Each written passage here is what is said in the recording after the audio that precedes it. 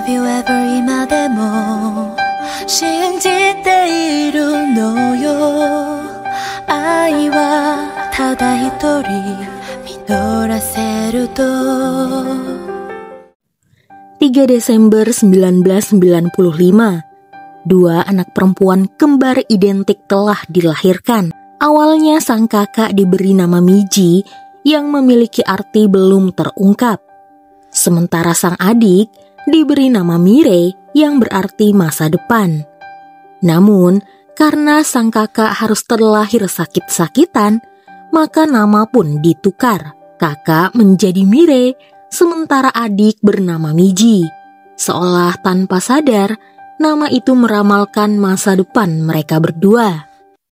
Meski sakit-sakitan, Mirei terlahir sangat pintar. Berbeda dengan Miji yang suka bermalas-malasan. Diketahui tidak ada yang bisa membedakan mereka berdua saking miripnya, kecuali ayah dan sang nenek. Sayang, sang ayah harus pergi untuk selama-lamanya. Mereka berdua lalu mempunyai ide untuk sering bertukar. Karena Mirei tidak suka minum obat, maka Miji yang akan meminumnya. Sebaliknya, Miji yang tidak pintar soal pelajaran, maka Mirei yang akan membantunya. Bahkan mereka juga sering bertukar di dalam kelas. Namun semua itu tidak bertahan lama.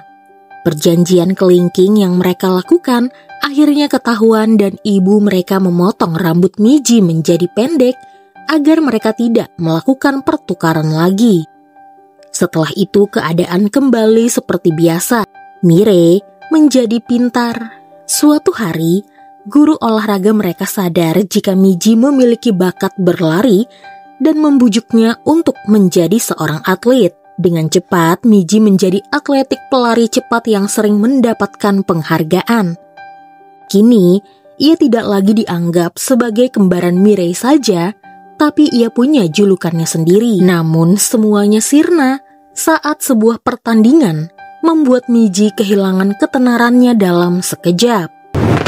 미지의 미래. Tahun 2025, di mana Miji dan Mirei berumur 30 tahun. Tidak seperti Mirei yang kini bekerja di perusahaan besar di Seoul, Miji hidup serabutan di kampung halamannya bersama ibunya. Para tetangga dan ibunya sendiri selalu membandingkannya dengan Mirei, sementara dirinya tidak berkembang dan hanya diam di tempat. Ia tidak punya pekerjaan tetap, selain kerja paruh waktu di swalayan temannya Gyeonggu. Ayah Gyeonggu menyarankan Miji untuk bekerja di perkebunan stroberi yang sebentar lagi akan dibuka, dan gajinya cukup lumayan. Mereka memberikannya resume yang harus diisi sebagai syarat pelamar kerja. Suatu malam, Miji disuruh ibunya untuk mengantarkan makanan ke tetangga sebelah, Bibi, yang bekerja menjadi wakil kepala sekolah di sekolah dasar. Pada saat itu, Miji bertemu lagi dengan putra tetangganya itu, Hosu, yang juga bekerja di Seoul. Hosu adalah cinta pertama Miji. Tapi saat itu, Hosu yang sudah lama tidak bertemu dengan Miji malah menanyakan kabar tentang Mirei. 유미를 안 부르 왜 나한테 물어? Dahulu, saat masih SMA, Hosu adalah murid pindahan yang tinggal di sebelah rumah Miji. Menurut Miji, Hosu begitu cuek dan tidak pernah mendengarkannya. Bahkan, terang-terangan Hosu menjauhi Miji. Saat di kelas, tiba-tiba pulpen Miji terjatuh di bawah meja Hosu dan Miji meminta Hosu untuk mengambilkannya, tapi Hosu tidak mendengarkan Miji. Miji begitu kesal, ia menganggap Hosu tuli. Singkat cerita, ibu Miji menyuruh Miji untuk menghubungi Mirei. Kapan ia pulang dan menjenguk neneknya yang terbaring di rumah sakit karena stroke. Miji menolak karena sudah kesekian kalinya kembarannya itu menolak panggilannya. Suatu hari, pemilik kebun stroberi, Sejin, melihat resume milik Miji. Di sana ia tidak menuliskan apa-apa, hanya data dirinya saja. Sejin bingung apa yang dilakukan wanita ini selama hidupnya. Ia tidak kuliah maupun bekerja. Ayah Gyeonggu lalu berucap, meski Miji masih muda, tetapi kemampuannya lebih hebat dari Sejin sendiri. Ia bukan tidak mau kuliah, tapi keadaan yang membuatnya menjadi seperti sekarang. 10 tahun yang lalu, neneknya mengalami stroke. Ia memilih tidak kuliah dan tidak bekerja demi menjaga neneknya di rumah sakit. Ia takut terjadi apa-apa dengan neneknya. Mendengar kisah hidup Miji, Sejin pun jadi tertarik. Miji mengeluhkan saudara kembarnya Mire kepada ibunya. Mire tidak mau mengangkat teleponnya padahal sudah setahun mereka tidak berhubungan. Ibunya membela, mungkin di Seoul hidup Mire sudah cukup berat karena ia bekerja di perusahaan. Dan selama ini, Mire lah yang sudah membantu keuangan mereka dan biaya nenek mereka di rumah sakit. Jika tidak ada Mire, rumah mereka mungkin telah disita oleh bank. Kesal karena ibunya hanya membela Mire saja, Miji lantas pergi keluar rumah dan ia berpapasan dengan Hosu yang ingin mengembalikan piring. Tapi Miji enggan menerimanya dan menyuruh Hosu untuk memberikannya langsung kepada ibunya. Miji lantas pergi ke rumah terbengkalai sambil menendang bola yang sudah kempes. Menurutnya, dirinya dan bola itu sama-sama telah diabaikan. Ia sadar dirinya lemah dan tidak bisa apa-apa dibandingkan dengan Mire. Mire adalah wanita yang hebat, meski sering sakit tapi ia bisa bangkit. Dan lihat sekarang, Mire sukses di Seoul. Pada saat itu rupanya Hosu menyusul Miji. Hosu menyesal telah menanyakan perihal Mire kepada Miji, padahal mereka baru bertemu. Lalu, Hosu kembali menanyakan kabar Mire lagi, yang membuat Miji kembali kesal dan tidak sengaja memukul telinga Hosu. Saat masih SMA, Miji pernah tidak sengaja menendang bola dan mengenai telinga Hosu. Hosu langsung kesakitan. Miji yang melihat hal tersebut langsung meminta maaf dan menenangkan Hosu. Hosu pergi tanpa berkata apa-apa, tapi Miji khawatir karena tiba-tiba Hosu kesulitan berjalan. Miji berniat menolong Hosu, tapi Hosu enggan dan memilih untuk pergi. Barulah saat itu Mire memberitahukan jika Hosu pernah kecelakaan yang cukup parah, yang menyebabkan telinganya berdengung dan terkadang ia tidak bisa mendengar, bahkan kakinya terbuat dari tulang palsu. Saat itu juga Miji meminta maaf kepada Hosu karena tindakannya. Ia lalu membelikan es untuk telinga Hosu. Saat itu Miji duduk di sebelah kirinya Hosu. Hosu sadar perilaku Miji memang tidak pernah berubah, tidak seperti Mire yang ia lihat di Seoul. Miji pun penasaran apa yang terjadi kepada kembarannya.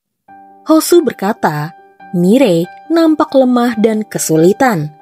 Bahkan saat mereka berpapasan, Mire justru menghindarinya. Menurut Hosu, ia merasa ada sesuatu dengan Mire. Dan mungkin sebagai saudara kembarnya, Miji tahu sesuatu yang terjadi kepada Mire.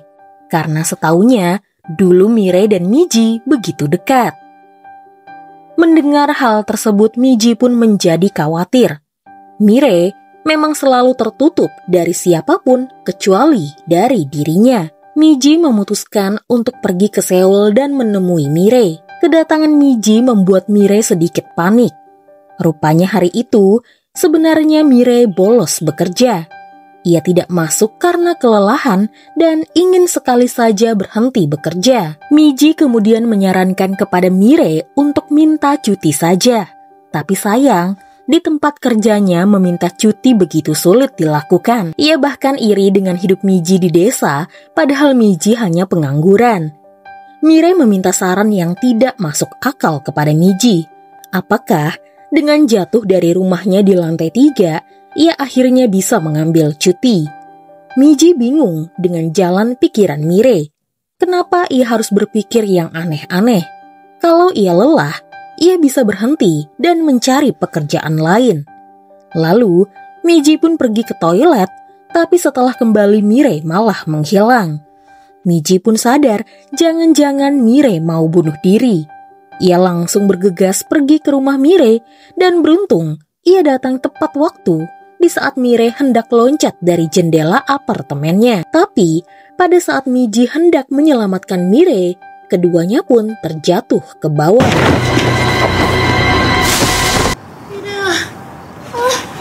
Beruntung mereka berdua terselamatkan oleh selimut-selimut yang memang dari awal sudah disiapkan oleh Mirei. Ia tidak berniat untuk bunuh diri. Ia hanya mencari alasan agar ia bisa mengajukan cuti dengan cara jatuh ke bawah saat menjemur selimutnya. Namun hal tersebut membuat Miji menjadi panik. Ia takut semua yang menimpa Mirei karena kata-katanya. Mirei pun menceritakan apa yang sebenarnya terjadi kepada dirinya. Selama ini ia tertekan oleh pembulian yang terjadi di kantornya. Saat pertama kali bekerja, ia bertemu dengan rekan yang baik bernama Suyeon. Suyeon adalah orang yang bekerja sesuai dengan protokol perusahaan dan ia tidak segan melaporkan hal-hal yang tidak sesuai. Hal tersebut membuatnya dijauhi, dirundung, dan mejanya pun dipisah dari meja-meja karyawan yang lain. Seolah meja itu ada untuk sasaran pembulian. Saat Mirei mencoba membela Suyeon, Suyeon malah menyerah dan mengundurkan diri. Kini, target sasaran bully selanjutnya adalah dirinya. Ia tidak menceritakan hal ini kepada siapapun karena percuma saja. Miji akhirnya menyadari kesulitan kembarannya. Ia tidak menyangka saudara kembarnya itu sangat tertekan. Miji yang selalu bertindak tanpa memikirkan ke depannya, lalu menyarankan bagaimana jika hidup mereka bertukar sekali lagi. Miji akan hidup sebagai Mirei di Seoul, sementara Mirei akan hidup sebagai Miji di kampung halaman mereka. 대신해줄게. 옛날처럼.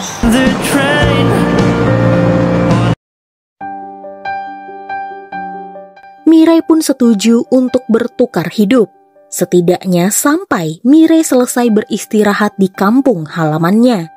Miji menyiapkan diri dengan mengecat rambutnya menjadi hitam, dan Mirei memotong rambutnya tanpa memutihkannya. Hari pertama kehidupan Miji di kantor Mirei. Mirei mengingatkan Miji untuk datang lebih awal ke kantor, karena biasanya mereka memulai hari dengan rapat. Sayangnya Miji datang terlambat dan menjadi pusat perhatian rekan-rekan dan direkturnya. Bahkan tidak segan, saat waktu jam kerja habis, Miji langsung pergi tanpa sepatah kata pun, sampai-sampai membuat rekan di kantor bingung dengan sikap baru Miji. Sementara Mirei, ia kembali ke rumah mereka di desa, dan di sana ibunya sama sekali tidak mengenalinya. Ibunya berpikir Miji mengecat kembali rambutnya. Ibunya lalu mengingatkan putrinya itu untuk mengunjungi neneknya di rumah sakit. Tapi Mirei yang pada saat itu menjadi Miji menolak karena ia akan bekerja di ladang stroberi. Rupanya Sejin menerima Miji meski ia tidak menuliskan apapun di resumenya. Singkatnya, Mirei terpaksa pergi ke ladang menggunakan sepeda milik Miji. Ia sama sekali tidak bisa mengendarainya sehingga Gyeonggu mengira Miji sedang mabuk. Setelah sampai di ladang, Sejin yang selalu saja salah menyebut nama Miji hanya menyuruhnya untuk duduk diam tanpa melakukan apapun. 민지 씨 하고 싶은 거? 미지예요. 죄송. Sementara itu, Hosu kini telah kembali ke Seoul. Ia bekerja sebagai penyidik eksternal terutama kasus-kasus bullying di perusahaan. Diketahui, rupanya kasus bullying yang menimpa Mirei sebelumnya pernah dilaporkan. Tapi rupanya kasus itu ditutup karena perusahaan Mirei telah menyelesaikannya secara internal. Suatu hari, Direktur Choi memerintahkan Miji untuk bertugas di luar kantor. Diketahui dari Mirei, Direktur Choi ini adalah orang nomor 1 yang harus dihindari oleh Miji. Dan tanpa Miji berdiskusi dengan Mirei, Miji lantas menyetujui tugas tersebut. Tanpa sadar, jika tugas itu adalah jebakan dari Direktur Choi, di mana Miji harus bernegosiasi dengan ibu tua pemilik restoran yang terkenal kasar dan juga kejam. Berkali-kali Miji dikasari, diusir, dan dilempari garam kasar. Tapi Miji tidak menyerah, ia harus membuktikan kepada pembuli di kantornya jika ia bisa melakukannya. Sementara itu, karena bosan di ladang dan tidak melakukan apapun, Mirai memutuskan untuk membersihkan gudang penyimpanan. Ia bahkan membuang kursi patah yang menurutnya sudah tidak terpakai. Tapi rupanya Sejin marah besar. Mirai ia anggap tidak bisa menuruti perintah kecilnya. Selama seminggu ini, ia memang sengaja tidak memberikan pekerjaan karena ingin mengamati Mirai terlebih dahulu. Ia harusnya sadar saat melihat resume kosong milik Mirai yang ia kira Miji, tapi salah menyebut dengan nama lain. Mirai kesal, Sejin memarahinya seolah tahu siapa dirinya. Padahal, menyebut namanya saja selalu salah. Menurut Mirai, tindakan Sejin yang hanya mengamatinya saja dan tidak memberikan arahan yang jelas dianggap sebagai perundungan. Dan Sejin harus tahu betapa tidak nyamannya hal itu. Mirai pun lantas pergi dari sana dengan sepedanya. Tapi tidak berapa lama kemudian, ia pun terjatuh.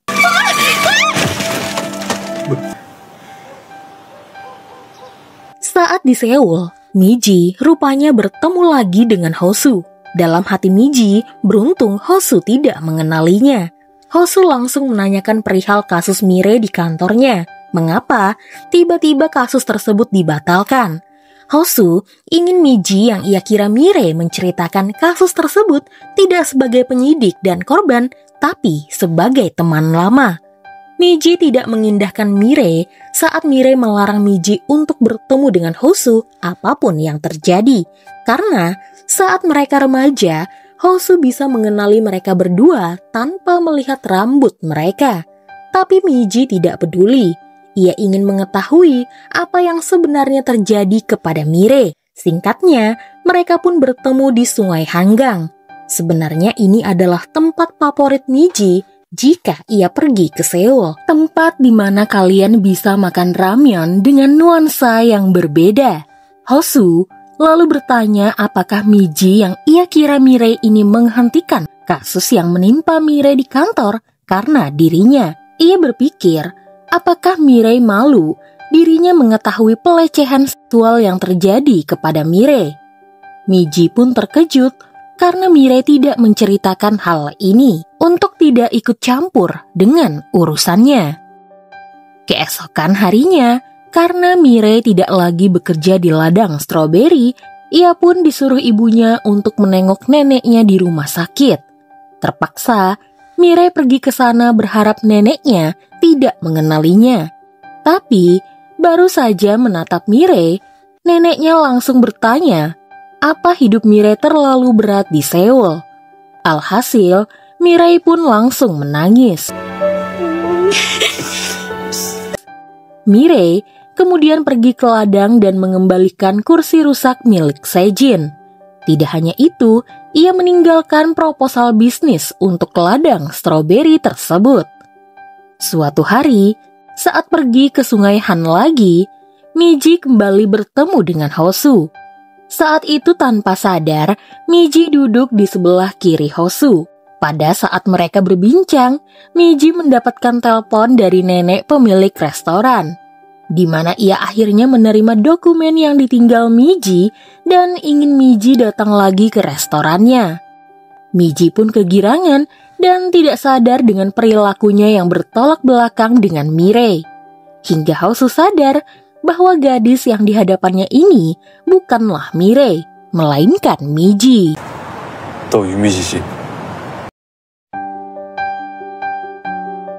Di sana Miji berpura-pura kesal. Ia tetap bersikeras jika dirinya adalah Mirai. Hanya karena tiba-tiba ia merasa senang, Hosu seolah-olah mengenal dirinya. Namun, perkataan Miji rupanya sedikit membuat Hosu terdiam dan kemudian ia pergi tanpa berkata-kata lagi. Miji sadar dirinya kembali menutup pintu hati Hosu. Saat mereka remaja, Hosu dan Miji mulai akrab dan selalu bersama.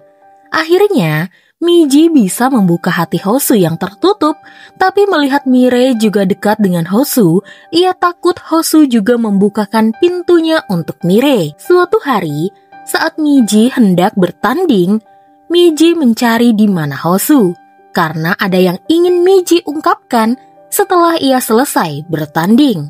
Saat pertandingan dimulai, Miji melihat Mirei berada di pelukan Hosu. Hal itulah yang membuatnya akhirnya terjatuh dan ia tidak bisa menjadi atlet lagi. Rasanya saat itu pintu Hosu terbanting menutup di depan matanya. Sejak saat itu Miji pun menutup dirinya dan mengubur dalam-dalam mimpinya. Singkatnya, Miji bertemu dengan nenek pemilik restoran. Ia sudah membaca proposalnya, namun ia tetap tidak mau menjual restorannya. Kepala timnya, Kyungmin, memaksa Miji yang ia kira adalah Mirei untuk membujuk pemilik restoran tersebut. Ia seolah menyindir, bukankah Miji biasanya membujuk orang lain dengan pesonanya? Terungkap jika Hosu ada masalah di dalam firma hukumnya. Mentornya, Lee Chung-gu, berusaha menyingkirkannya karena Hosu lebih membela orang-orang tidak bersalah ketimbang membela klien mereka. Hosu mencoba berusaha membela dirinya. Meski sebagai penyidik atau pengacara mereka tugasnya membela klien, tapi mereka tidak boleh menyingkirkan fakta jika korban yang dibully atau sampai dilecehkan dan dipukul tidak mendapatkan kompensasi apapun. Karena mentornya tidak peduli dengan hal-hal seperti itu, yang penting klien mereka menang, maka kemudian Hosu pun mengundurkan diri.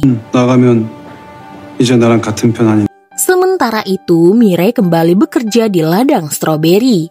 Sejin terkesan dengan proposal tentang pembibitan stroberi yang ditulis oleh Mirei. Bahkan ia melihat Mirei seolah sudah paham dengan ladang ini. Malamnya, karena sepeda Mirei rusak, maka Sejin pun mengantar Mirei pulang dengan truk manualnya. Sayangnya, Sejin kurang lihai sehingga Mirei kembali mengambil alih dan di sana Sejin semakin terpesona dengan Mirei. Namun, ia mencoba untuk menahannya. Sekali lagi, Miji mencoba membujuk nenek pemilik restoran. Ia bahkan mengikuti kemana nenek itu pergi. Rupanya, nenek itu bernama Rosa. Dia sering datang ke kelas puisi dan di sana Miji baru tahu jika nenek Rosa suka membuat puisi. Hari itu Miji bertemu dengan Hosu lagi. Dari Hosu, Miji akhirnya tahu siapa nenek Rosa, penyair yang kini membuka restoran. Miji lalu memaksa Hosu untuk membantunya. Tapi Hosu tidak mau melakukannya karena seharusnya Miji yang ia kira Mirei ini mengajak kembarannya saja, karena Miji terkenal bisa membuka hati seseorang. Miji yang mendengarnya tentu saja terkejut. Seingatnya dulu saat ia menjadi atlet, ia memang memiliki banyak teman. Tapi ketika ia terluka, tidak ada satupun orang yang mau berteman dengannya.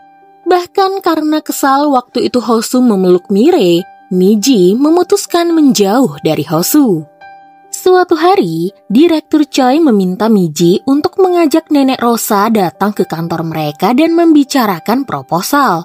Miji bingung harus bagaimana, sedangkan nenek Rosa saja enggan bertemu dengannya lagi setelah ia ketahuan mengikutinya ke kelas puisi.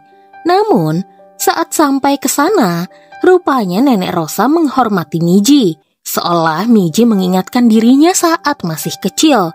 Ia bersedia datang ke kantor Miji dan pada saat itu Hosu pun datang ke restoran nenek Rosa.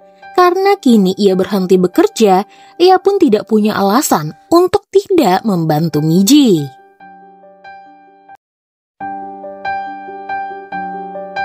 Di kantor Miji, ia mendengar jika Direktur Choi berencana menyalahkan Miji jika urusan dengan nenek Rosa gagal. Miji tidak tinggal diam. Ia lalu kembali ke resto nenek Rosa dan meyakinkannya untuk tetap datang ke pertemuan. Nenek Rosa berkata ia pasti datang. Sebaliknya, Miji seharusnya lebih khawatir kepada Hosu. Nenek Rosa ingin Miji melihat keadaan Hosu di rumah, karena Hosu baru saja menjadi pengangguran. Miji kemudian datang ke rumah Hosu.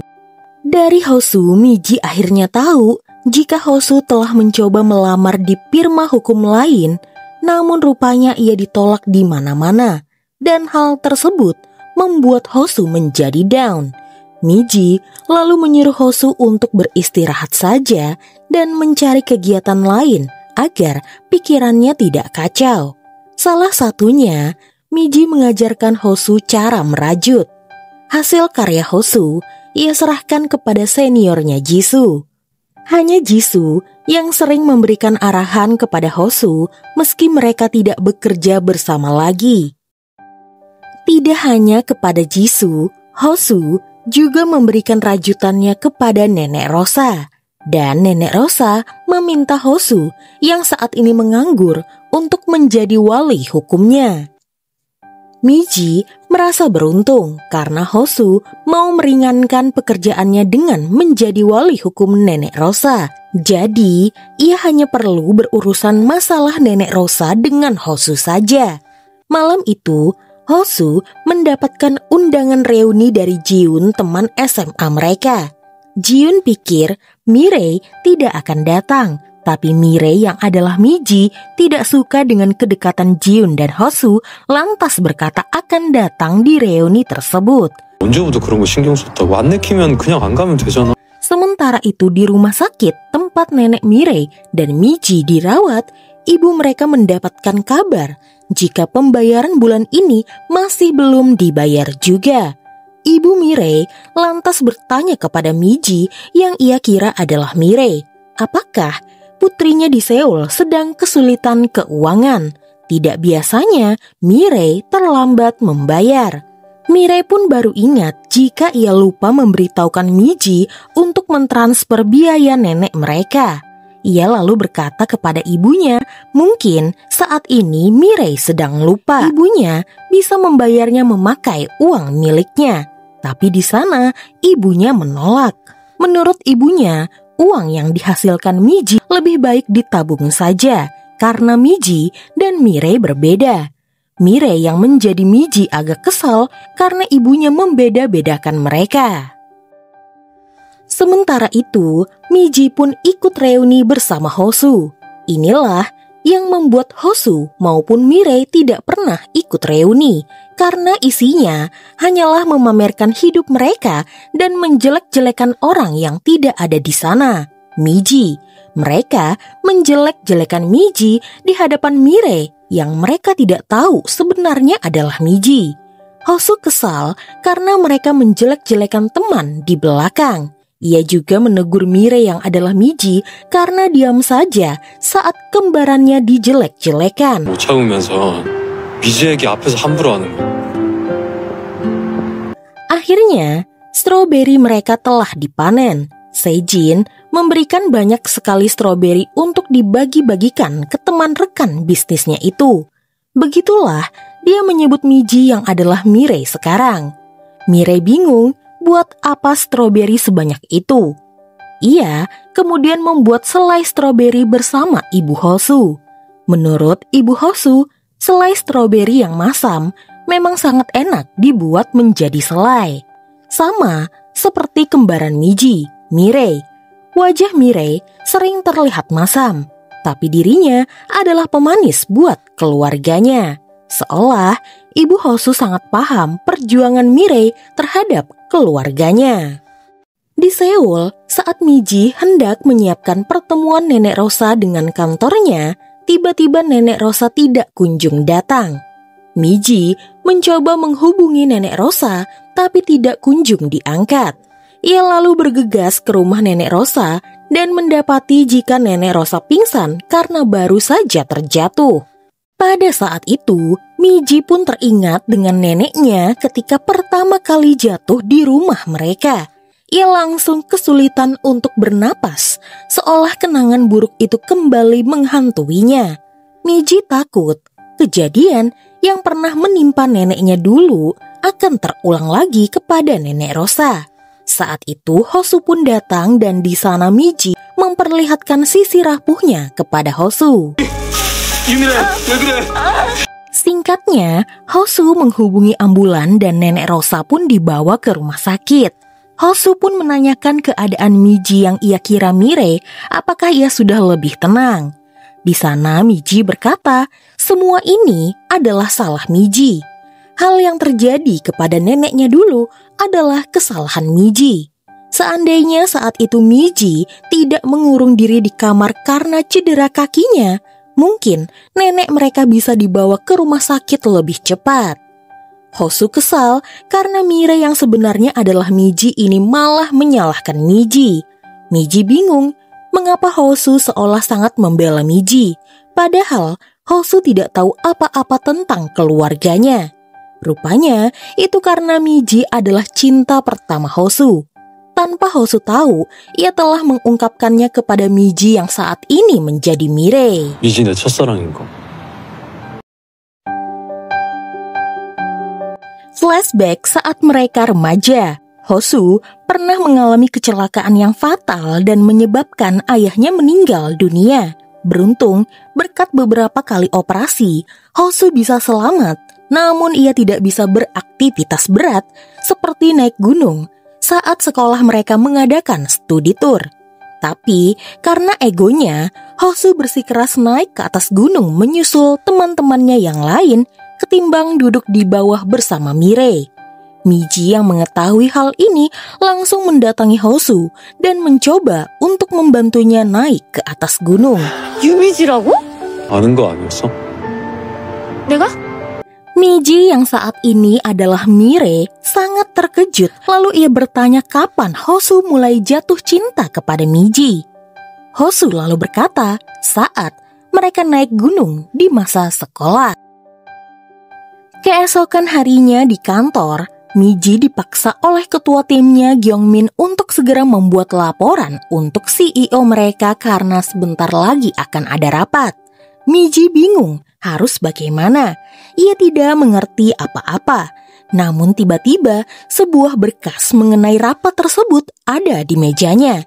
Miji penasaran siapa orang yang baik hati menaruh berkas tersebut. Ia curiga dengan salah satu rekan kerja bernama Taeyi, salah satu karyawan magang yang selalu dimintai tolong oleh karyawan lain. Tapi kalau dia tidak ada, semua orang malah menjelek-jelekannya karena dia cuma karyawan magang. Miji lalu mendatangi Taeyi dan bertanya tentang berkas tersebut. Meski tidak secara terang-terangan mengakui jika dialah yang menaruh berkas itu, Miji tetap berterima kasih. Ia pun meminta tolong lagi untuk memberikan beberapa referensi lain.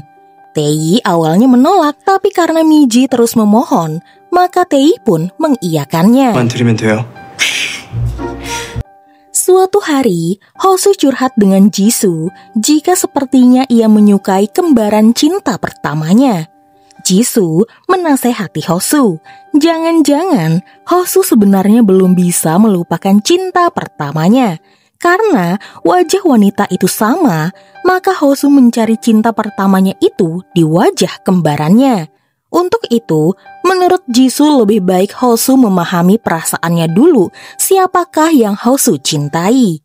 Hosu kemudian pulang ke kampung halaman untuk menemui Miji, sekaligus memberikan kabar kepada ibunya jika kini ia berhenti bekerja dan sedang memulai firma hukumnya sendiri.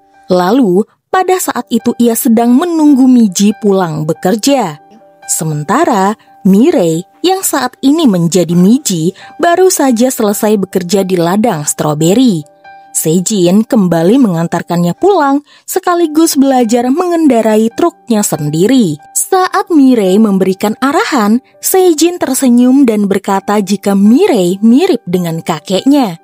Dan ia sangat menyukai kakeknya itu, seolah-olah sedang mengutarakan perasaannya kepada Mirei. Dan saat itu, Hosu melihat kedekatan Mirei yang ia kira Miji dengan Sejin. Mirei sebenarnya hendak menghindar dari Hosu, tapi mau tidak mau, Mirei harus mendengar apa yang ingin dibicarakan oleh Hosu. Hosu menceritakan saat ia dan Miji berhasil naik ke puncak gunung. Sejak saat itu, ia merasa benar-benar hidup dan itu semua berkat Miji. Mirei tidak bisa berkomentar banyak. Setelah mendengar apa yang ingin Hosu sampaikan, ia pun pamit karena hendak beristirahat. Hosu bingung mengapa Miji sangat berbeda. 이렇게 그때랑 다르지. Di rumah, Mirei lalu menghubungi Miji dan memberitahukan apa yang Hosu ceritakan. Di sana, Mirei sadar sebenarnya Hosu dan Miji saling menyukai.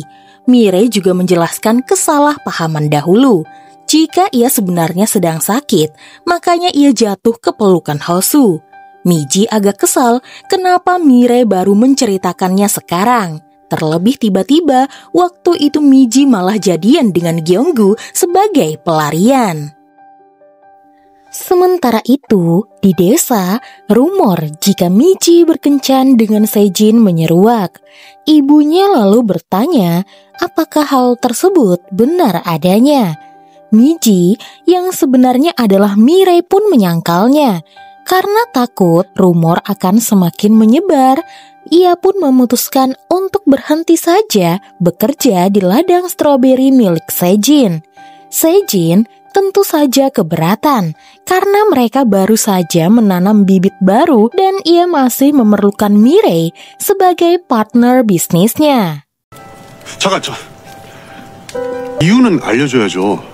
Di kantor, Miji yang menjadi Mirei seharusnya memimpin proyek tanah restoran milik Nenek Rosa.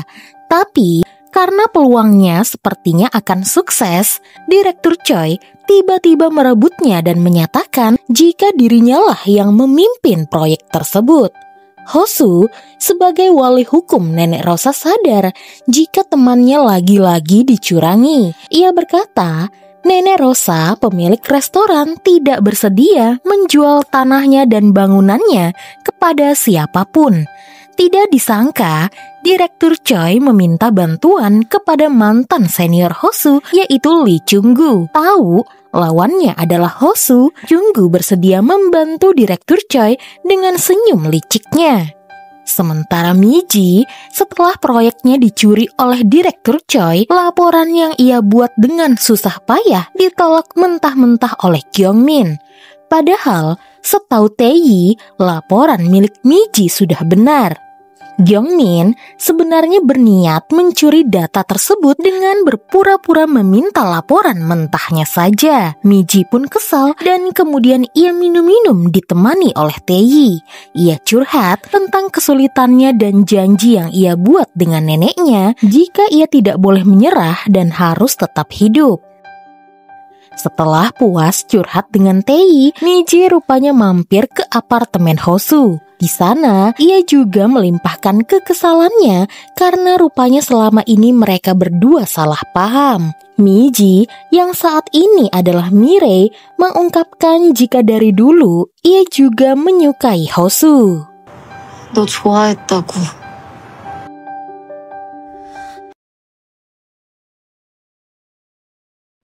Paginya, Miji terbangun di kamar Hosu. Ia pun ingat tadi malam, ia malah menyatakan cinta kepada Hosu, di mana posisinya ia sedang menjadi Mirei. Ia lantas meminta maaf kepada Hosu dan berkata perkataannya tadi malam hanyalah perkataan konyol karena ia sedang mabuk. Beruntung, Hosu tidak mempermasalahkannya.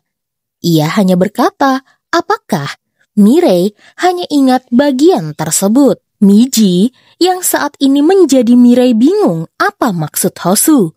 Namun karena ia sudah terlambat untuk pergi bekerja, ia pun bergegas pergi ke kantornya. Sementara di kantor, Taeyi menutupi keterlambatan Miji yang adalah Mirei dan berkata jika Miji sedang ke toilet. Pada saat Miji datang, Direktur Choi kemudian langsung mengajak Miji untuk ikut rapat bersama CEO mereka. Di sana Direktur Choi maupun Kyungmin tidak bisa menjelaskan proyek yang mereka akui pekerjaan mereka. Sehingga Miji pun mencoba menjelaskan proyek tersebut dan barulah CEO mereka sadar jika selama ini Mirei yang adalah Miji yang telah bekerja turun langsung ke lapangan. Sementara itu, setelah Mirei yang menjadi Miji berhenti bekerja di ladang stroberi milik Sejin, Mirei memutuskan untuk mengurung diri di kamarnya. Sementara Sejin berpura-pura menyibukkan dirinya sampai-sampai ia tidak sadar jika malam ini akan turun hujan yang cukup deras. Rekannya menyuruh Sejin untuk segera menutupi ladang agar tidak kebanjiran. Setelah pulang dari kantor, Miji bertemu dengan Hosu dan Jiun. Rupanya malam itu Jiun mengajak Hosu untuk makan malam bersamanya. Jelas, Miji cemburu berat, tapi ia tidak bisa apa-apa karena saat ini dirinya adalah Mirei. Sementara di rumah, Mirei teringat waktu ia berhenti, Sejin sempat mencegahnya. Di sana, Mirei lalu jujur jika ia tidak suka dengan orang-orang yang bergosip dan memunculkan rumor tentang mereka berdua. Sejin kesal hanya karena rumor tersebut. Mirei malah meninggalkan stroberi yang sudah mereka tanam bersama-sama. Mirei menyesali keputusannya. Ia pun curhat dengan kembarannya Miji. Jika sepertinya dimanapun ia berada, ia selalu saja sama. Mirei selalu lari dari kenyataan. Mirei memutuskan untuk kembali ke Seoul minggu depan. 올라온 김에 우리 다음 주까지만 하자. 그래, 쉬어? Kembali ke kantor, Lee Chung-gu ingin menemui Miji karena Miji lah yang mengerjakan proyek pembelian bangunan rumah dan restoran milik Nenek Rosa. Lee Chung-gu menyerahkan dokumen di mana daerah tersebut akan segera dibangun LRT dan kantor pusat yang baru. Lee Chung-gu ingin Mirei lah yang memimpin proyek tersebut dan proyek ini masih bersifat rahasia. Miji bingung apakah ia harus memberitahukan proyek ini kepada Nenek Rosa atau tidak. Pada hari itu, Nenek Rosa pulih dan bisa kembali ke rumah. Miji, Hosu, serta Jiun yang saat itu menemani Hosu datang mengunjungi Nenek Rosa. Saat Hosu membantu Nenek Rosa, saat itulah Jiun terang-terangan berkata kepada Miji yang ia kira Mirei jika ia menyukai Hosu. Karena saat ini Miji sedang menjadi Mirei, maka dirinya tidak bisa berbuat apa-apa. Bahkan saat pulang, Miji terpaksa memberikan waktu berdua untuk Hosu dan Jiun agar bisa bersama. Sementara dirinya lagi-lagi menyendiri.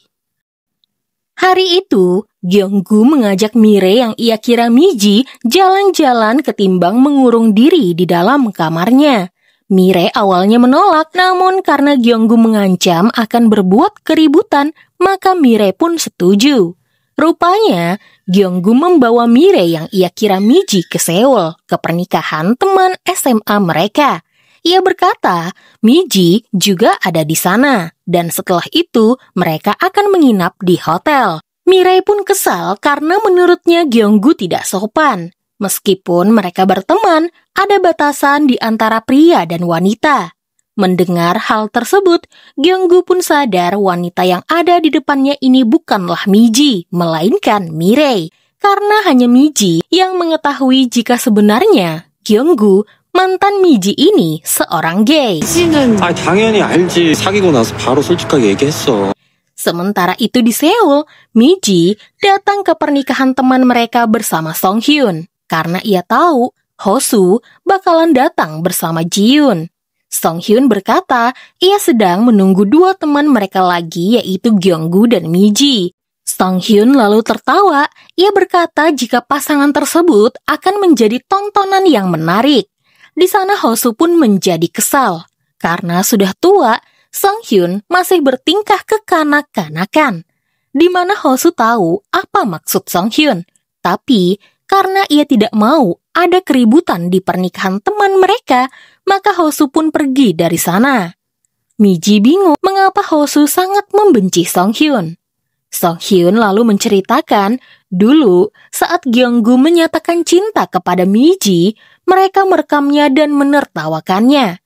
Karena Song Hyun dan teman-temannya tahu jika Gyeonggu adalah seorang gay dan menurut mereka cocok dengan Miji yang maskulin.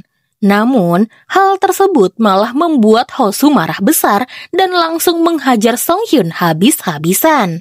Mirei yang sebenarnya adalah Miji pun kesal kepada Song Hyun.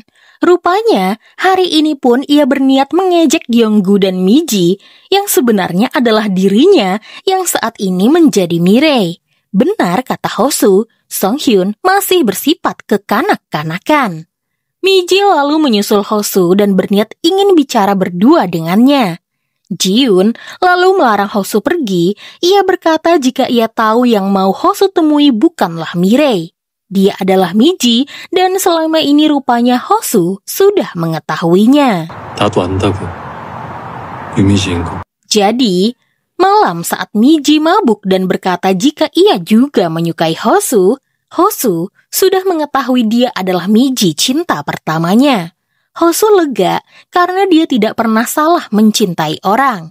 Dia tetap mencintai Miji meski Miji berpura-pura sedang menjadi Mirei. Hosu lalu menunggu Miji untuk bicara jujur kepadanya. 유미지. Miji dan Hosu lalu bertemu. Melihat Miji berjalan pincang, Hosu lantas menggendongnya. Miji lalu bertanya, kenapa Hosu diam saja jika ia tahu Miji dan Gyeonggu sebenarnya tidak pernah berkencan. Hosu berkata, ia tidak bisa menghibur orang lain, tapi ia pandai menyimpan rahasia. Di sana, sebenarnya Miji ingin menceritakan siapa dirinya sebenarnya, namun ia masih ragu.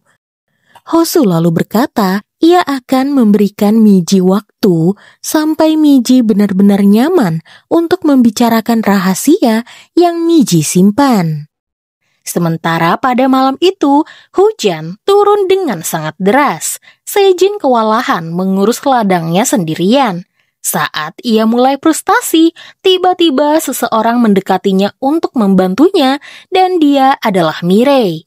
Namun, mereka berdua malah terjebak di rumah pertanian milik Sejin dan basah kuyup. Sejin bingung mengapa Mirei kembali kemari. Bukannya Mirei tidak menyukai gosip tentang mereka berdua. Kembali kemari justru akan menambah gosip baru. Dan di sana Sejin mengungkapkan jika ia sangat menyukai gosip atau rumor tentang mereka berdua. 우리 둘 소문. Sejin seolah mengungkapkan perasaannya kepada Mirei. Namun, di tengah-tengah keheningan tersebut, perut Mirei berbunyi dan ia sedang kelaparan. Sejin pun langsung membuatkan mie untuk Mirei. Selagi menunggu mie matang, Mirei menemukan dokumen siapa Sejin sebenarnya. Sejin adalah tokoh penting di dunia finansial. Ia begitu terkenal. Mirei sangat ngefans dengan sosok Sejin ini. Namun ia tidak menyangka Sejin yang ada di depannya adalah Sejin yang sama. Ia begitu antusias menceritakan tentang saham yang dikerjakan Sejin. Sejin sadar Mirei bukanlah sosok yang pendiam, tapi Mirei hanya tidak mau bicara. Dan ia sangat suka mendengar Mirei membicarakannya. Mirei penasaran mengapa Sejin malah berhenti berkarir dan memutuskan membuat ladang stroberi di sini.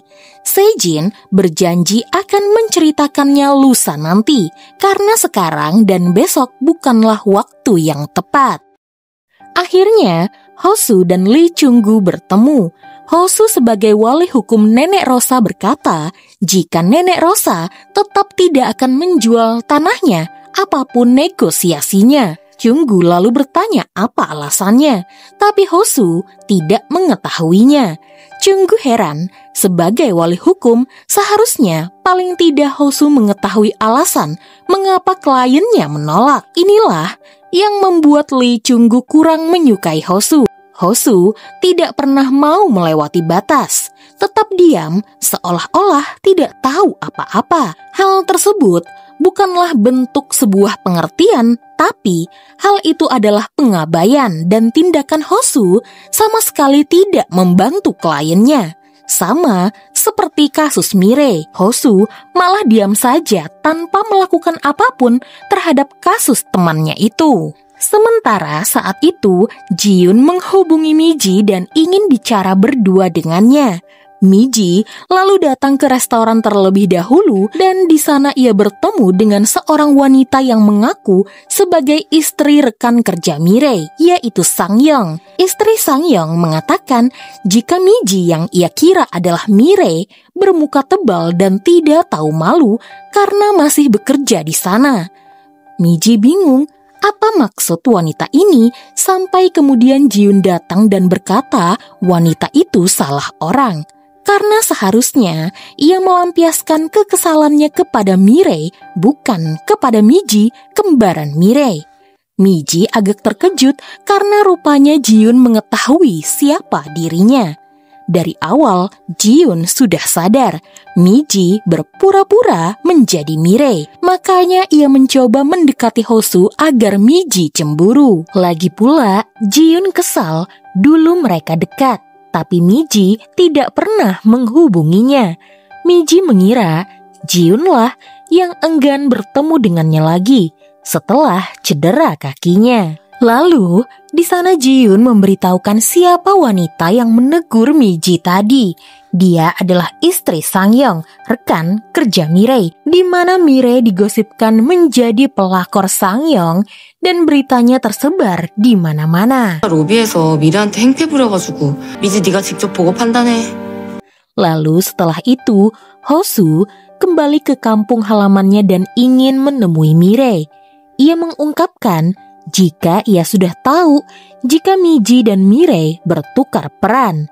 Kedatangan Hosu ke rumah Mirei ingin mengetahui apa yang sebenarnya terjadi kepada Mirei di kantornya. Kenapa Mirei mencabut gugatannya kepada Sang-yeong atas tuduhan tindakan pelecehan seksual? Sayangnya, sebelum Mirei menjelaskannya, mereka berdua mendapatkan telepon dari rumah sakit jika ibu mereka berdua terjatuh dari tangga. Jadi sebelumnya, ibu Hosu dan ibu Mirei Miji tengah membersihkan halaman sekolah yang kotor karena hujan deras tadi malam. Mereka bersinggungan tentang anak mereka masing-masing dan malah salah paham. Sehingga terjadilah jambak-jambakan. Alhasil, mereka berdua malah terjatuh dari tangga dan berakhir di rumah sakit. Mirei langsung menghubungi Miji dan menyuruhnya untuk pulang. Dan pada saat itu, Sejin juga datang ke rumah sakit sekalian menjemput Mirei pulang bersamanya. Karena kebetulan mereka berempat berkumpul, Sejin lantas mengajak mereka semua untuk makan malam bersama. Dan di sana mereka memperkenalkan diri mereka masing-masing. Di sana Mirei memberitahukan Miji jika Hosu sudah mengetahui jika mereka berdua bertukar peran. Dan hal tersebut membuat Miji menjadi malu untuk bertemu dengan Hosu lagi. Keesokan harinya, Mirei kembali menjadi dirinya sendiri. Di sana, Mirei akhirnya mengetahui jika sebenarnya Sejin sudah lama mengetahui jika Mirei bertukar peran dengan kembarannya. Makanya selama ini, Sejin memanggil Mirei dengan nama lain. Sejin akhirnya membicarakan tentang dirinya kepada Mirei. Dulu, Sejin bekerja dengan keras sampai tidak sadar jika kakeknya membutuhkannya. Ia sangat menyesal dan hatinya hancur karena tidak mengangkat telepon terakhir dari kakeknya. Makanya, ia memutuskan untuk berhenti dan datang kemari. Awalnya ia takut karena ia sudah berusaha keras meraih kesuksesannya. Tapi jika ia tidak melepaskannya, maka ia tidak akan menemukan kebahagiaan yang lain. Dan itu berlaku untuk Mirei juga. Besok adalah hari ulang tahun kakeknya. Kakeknya itu sangat menyukai bintang-bintang dan Sejin ingin sekali melihat bintang bersama Mirei. Setelah menjenguk ibunya di rumah sakit, Miji kemudian menjenguk neneknya. Sudah lama ia tidak berjumpa dengan neneknya. Lalu di sana ia bertemu dengan Gyeonggu dan Miji masih saja berpura-pura jika ia adalah Mirei. Gyeonggu yang sudah tahu langsung ingin menghajar temannya itu. Akhirnya, kedua sahabat itu bisa kembali mengobrol dengan nyaman. Di mana Gyeonggu memberitahukan jika sebenarnya Hosu tahu tentang hubungan mereka berdua hanyalah pura-pura saja. Gyeonggu juga tahu jika sebenarnya Miji menyukai Hosu. Lalu kenapa mereka berdua tidak bersama saja? Miji merasa waktunya tidak tepat. Ia harus mengurus Mirei terlebih dahulu. Saat Gyeonggu bertemu dengan Hosu, ia pun berterima kasih karena Hosu pernah memihaknya. Gyeonggu juga berkata, ia tahu Hosu menyukai Miji dan sebaiknya Hosu segera mengutarakan perasaannya karena jika menunggu waktu yang tepat, tidak ada waktu yang sempurna. Oleh sebab itu, Hosu akhirnya memberanikan dirinya untuk menyatakan cinta kepada Miji. Dulu, sebenarnya ia ingin menyatakan cinta dan ingin berada di samping Miji sebelum ia pergi ke Seoul. Tapi, ia menahan dirinya karena melihat Miji berusaha sembuh dari cedera kakinya dengan sendirinya. Hosu merasa minder. Mungkin pada saat itu, ia hanya akan membebani Miji saja. Ia berjanji akan menyatakan perasaannya lagi saat mereka berdua sudah hidup lebih baik. Dan menurut Hosu, saat ini adalah waktu yang tepat. Ia berkata, ia sangat menyukai Miji. 아주 오래, 되게 많이. Malam itu, rupanya Miji harus kembali ke Seoul. Ia masih harus berperan sebagai Mirei karena Mirei masih ada urusan di sini. Saat menunggu bus, Miji masih bingung apakah dirinya dan Hosu sekarang berkencan. Hosu tidak menembaknya, tapi Hosu hanya berkata jika ia menyukainya. Saat Miji mencoba memeluk Hosu, Hosu malah menyalaminya balik. 정상이라면요. Keesokan harinya, Hosu menjemput ibunya di rumah sakit dan membawanya pulang. Di sana, mereka bertemu dengan teman ibu Hosu yang sedang hamil. Ia sangat memuji putra Bunhong dan ingin tahu apa yang Bunhong lakukan saat hamil, sehingga bisa mendapatkan putra yang tampan. Di sana, Bunhong terlihat bingung. Ia hanya bilang, ia bermimpi bunga teratai tumbuh besar di danau. Dan Hosu menipali, makanya ia diberi nama Hosu yang berarti danau. Rupanya Hosu bukanlah anak kandung Bunhong. Bunhong dulu adalah wakil kepala sekolah di SMP Hosu dan ibu Hosu telah meninggal dunia. Setelah sekian lama menduda, ayah Hosu menikahi Bunhong. Hosu malu karena di sekolah Bunhong disebut sebagai perawan tua. Saat hendak pergi ke makam ibunya, Hosu bersikeras menolak Bunhong untuk ikut bersama mereka. Ia ingin pergi berdua saja dengan ayahnya. Namun rupanya kepergian mereka membawa petaka.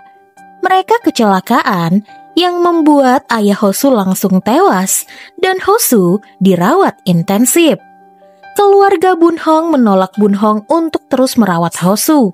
Tapi Bunhong tidak peduli, makanya mereka pindah ke desa agar Bunhong bisa terus merawat anak tirinya. Setelah pulang ke rumah, Hosu menyuruh ibunya itu untuk beristirahat, ketimbang membuatkannya makanan. Bunhong berkata, ia tahu saat ini Hosu tengah demam karena pergantian musim dan ia ingin membuatkan sup. Hosu memaksa ibunya untuk tidak melakukan apapun. Ia bertanya apa ibunya masih tidak enak hati. Sekarang dirinya telah dewasa, jadi ibunya bisa fokus merawat dirinya sendiri. Malam itu Sejin dan Mirei pergi naik gunung untuk melihat bintang-bintang. Mirei senang bisa melihat bintang di tempat ini. karena langit di Seoul terasa berbeda. Sejin penasaran bagaimana jika mereka bertemu di Seoul. Mirei tersenyum dan berkata, meski mereka bertemu pun, ia yakin Sejin tidak akan melihatnya. Karena ia tidak bersinar seperti bintang di malam ini, ia hanyalah bintang yang redup. Sejin langsung berkata, itu tidak akan mungkin terjadi. Sejin ingin Mirei tidak kembali ke Seoul. Ia menawarkan kepada Mirei untuk tetap tinggal di sini dan merawat stroberi mereka bersama-sama. Jika Mirei butuh uang, ia akan segera meminjami Mirei. 내가 빌려줄까요? 옵션으론 생각해볼게요. Singkatnya, Hosu kembali ke Seoul dan langsung bertemu dengan Miji. Mereka berjalan-jalan mengikuti peta Seoul 10 tahun yang lalu, di mana mereka pernah berjanji untuk pergi bersama-sama. Namun hari itu mereka gagal karena tempat yang mereka kunjungi tidak ada lagi. Hosu berjanji akan membelikan peta Seoul yang baru. Hari itu, Miji merasa Hosu jadi sedikit pendiam. Ia berpikir apakah jalan-jalan dengannya terasa membosankan.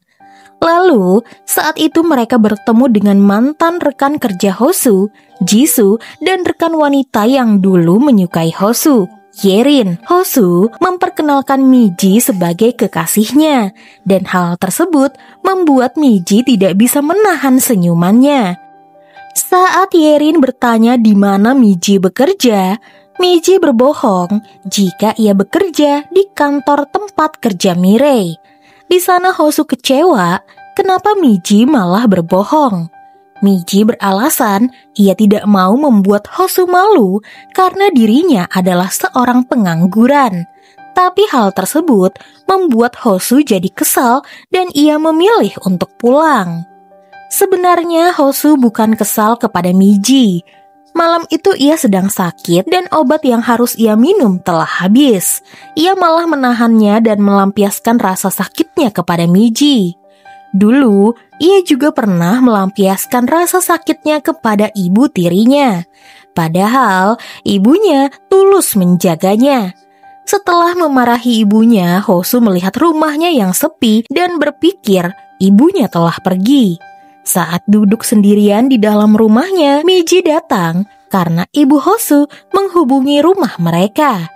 Ia berkata telah salah naik bus dan harus menunggu sampai esok pagi, sehingga ia meminta Miji untuk menemani Hosu. Hosu pun menangis, mengira ibunya tidak akan kembali lagi. Di kantor, Miji kembali bekerja sebagai Mirei. Di sana ia akhirnya bertemu dengan Sangyong, pria beristri yang digosipkan dengan Mirei. Miji benar-benar terkejut karena rupa Sangyong sangat mirip dengan ayah mereka. Miji benar-benar tidak bisa menutupi rasa keterkejutannya. Ia lalu menghubungi Mirei dan menceritakan jika sebenarnya ia tahu rumor yang menimpa Mirei. Miji lalu bertanya, mengapa Mirei tidak mau bercerita kepadanya. Mirei pun menangis karena ia sudah menjelaskan kepada semua orang, tapi tidak ada orang yang mau percaya kepadanya. Ia takut jika ia cerita kepada Miji, Miji juga tidak akan percaya kepadanya. Tadinya, Miji ingin sekali meludahi wajah Sangyong jika ia bertemu dengan pria itu. Tapi setelah melihat wajah ayah mereka, Miji pun mengerti perasaan Mirei.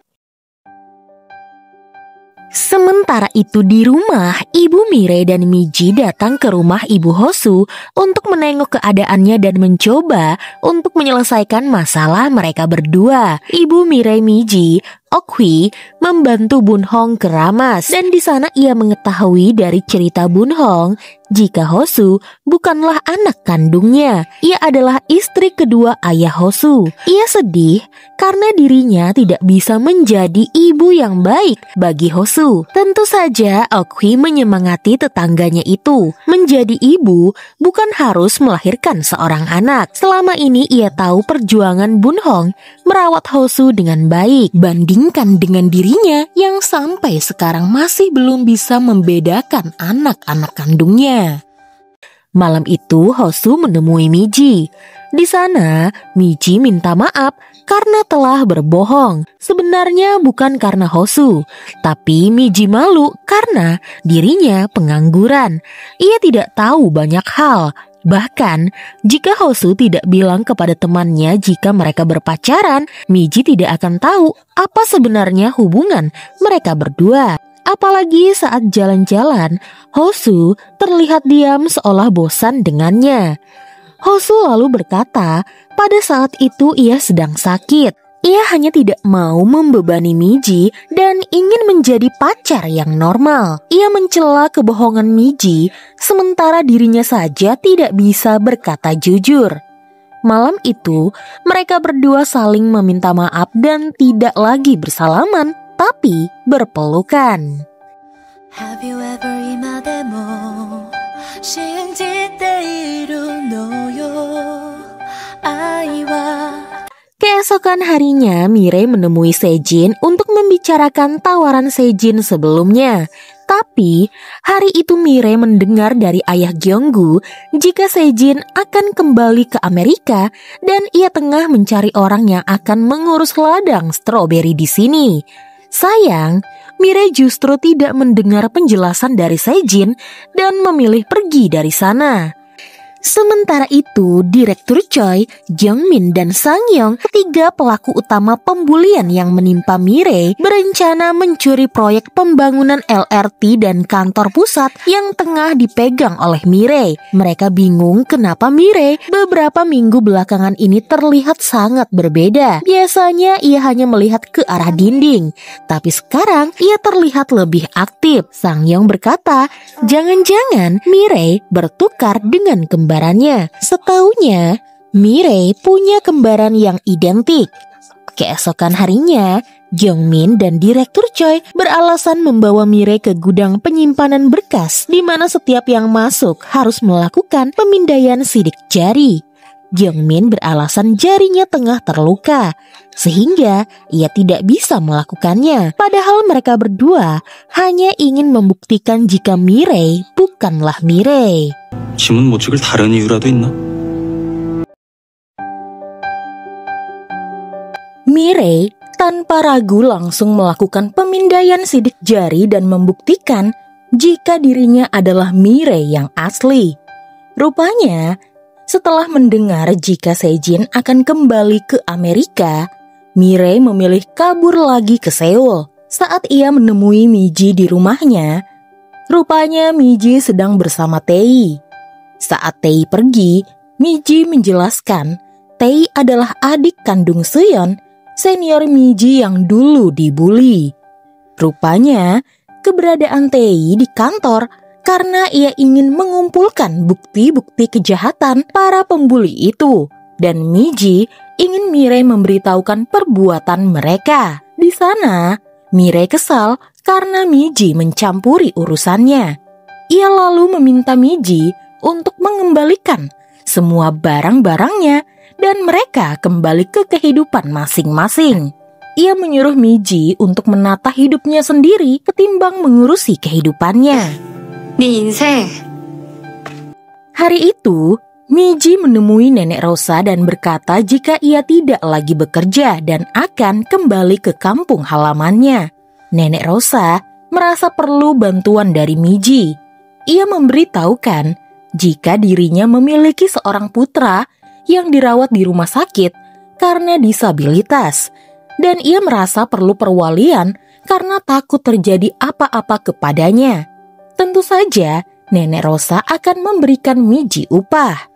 Karena Miji harus menetap di Seoul sementara, maka ia pun menginap di rumah Hosu. Tentu saja Miji benar-benar kikuk karena hanya ada mereka berdua. Apa yang akan mereka lakukan jika berdua saja? Setelah selesai mandi, Hosu lalu melihat rambut Miji yang basah. Di sana, Hosu mendekat karena ingin melihat rambut sambung Miji. Menurutnya, apapun rambut Miji ia terlihat sangat cantik. Hosu lalu mencium Miji, tapi karena banyak pikiran yang berkecamuk di antara mereka berdua, mereka pun duduk bersama dan membicarakan, lalu mengatasi masalah mereka bersama-sama. Lalu setelah Miji dan Hosu bisa menerima kekurangan masing-masing, barulah Hosu bisa merasa lega dan kemudian mencium Miji.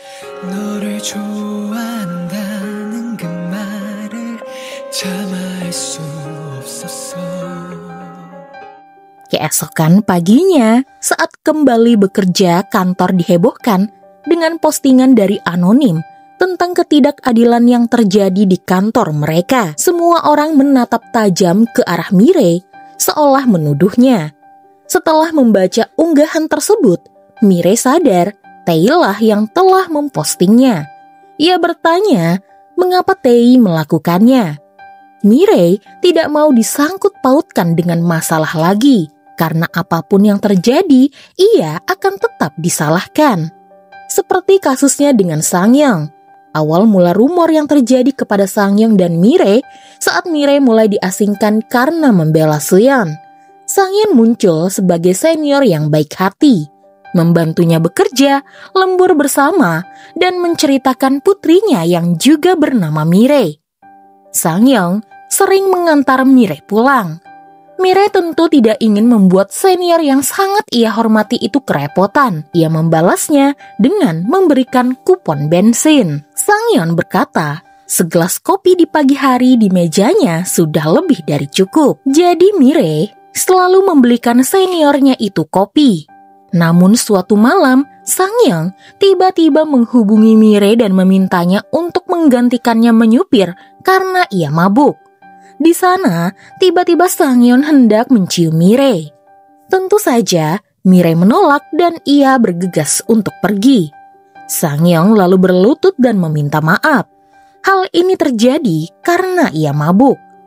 Mirei lalu memaafkan seniornya itu asalkan tidak terulang lagi. Dan Mirei akan menganggap semua ini tidak pernah terjadi. Namun, saat di kantor, semua orang menatap aneh ke arah Mirei.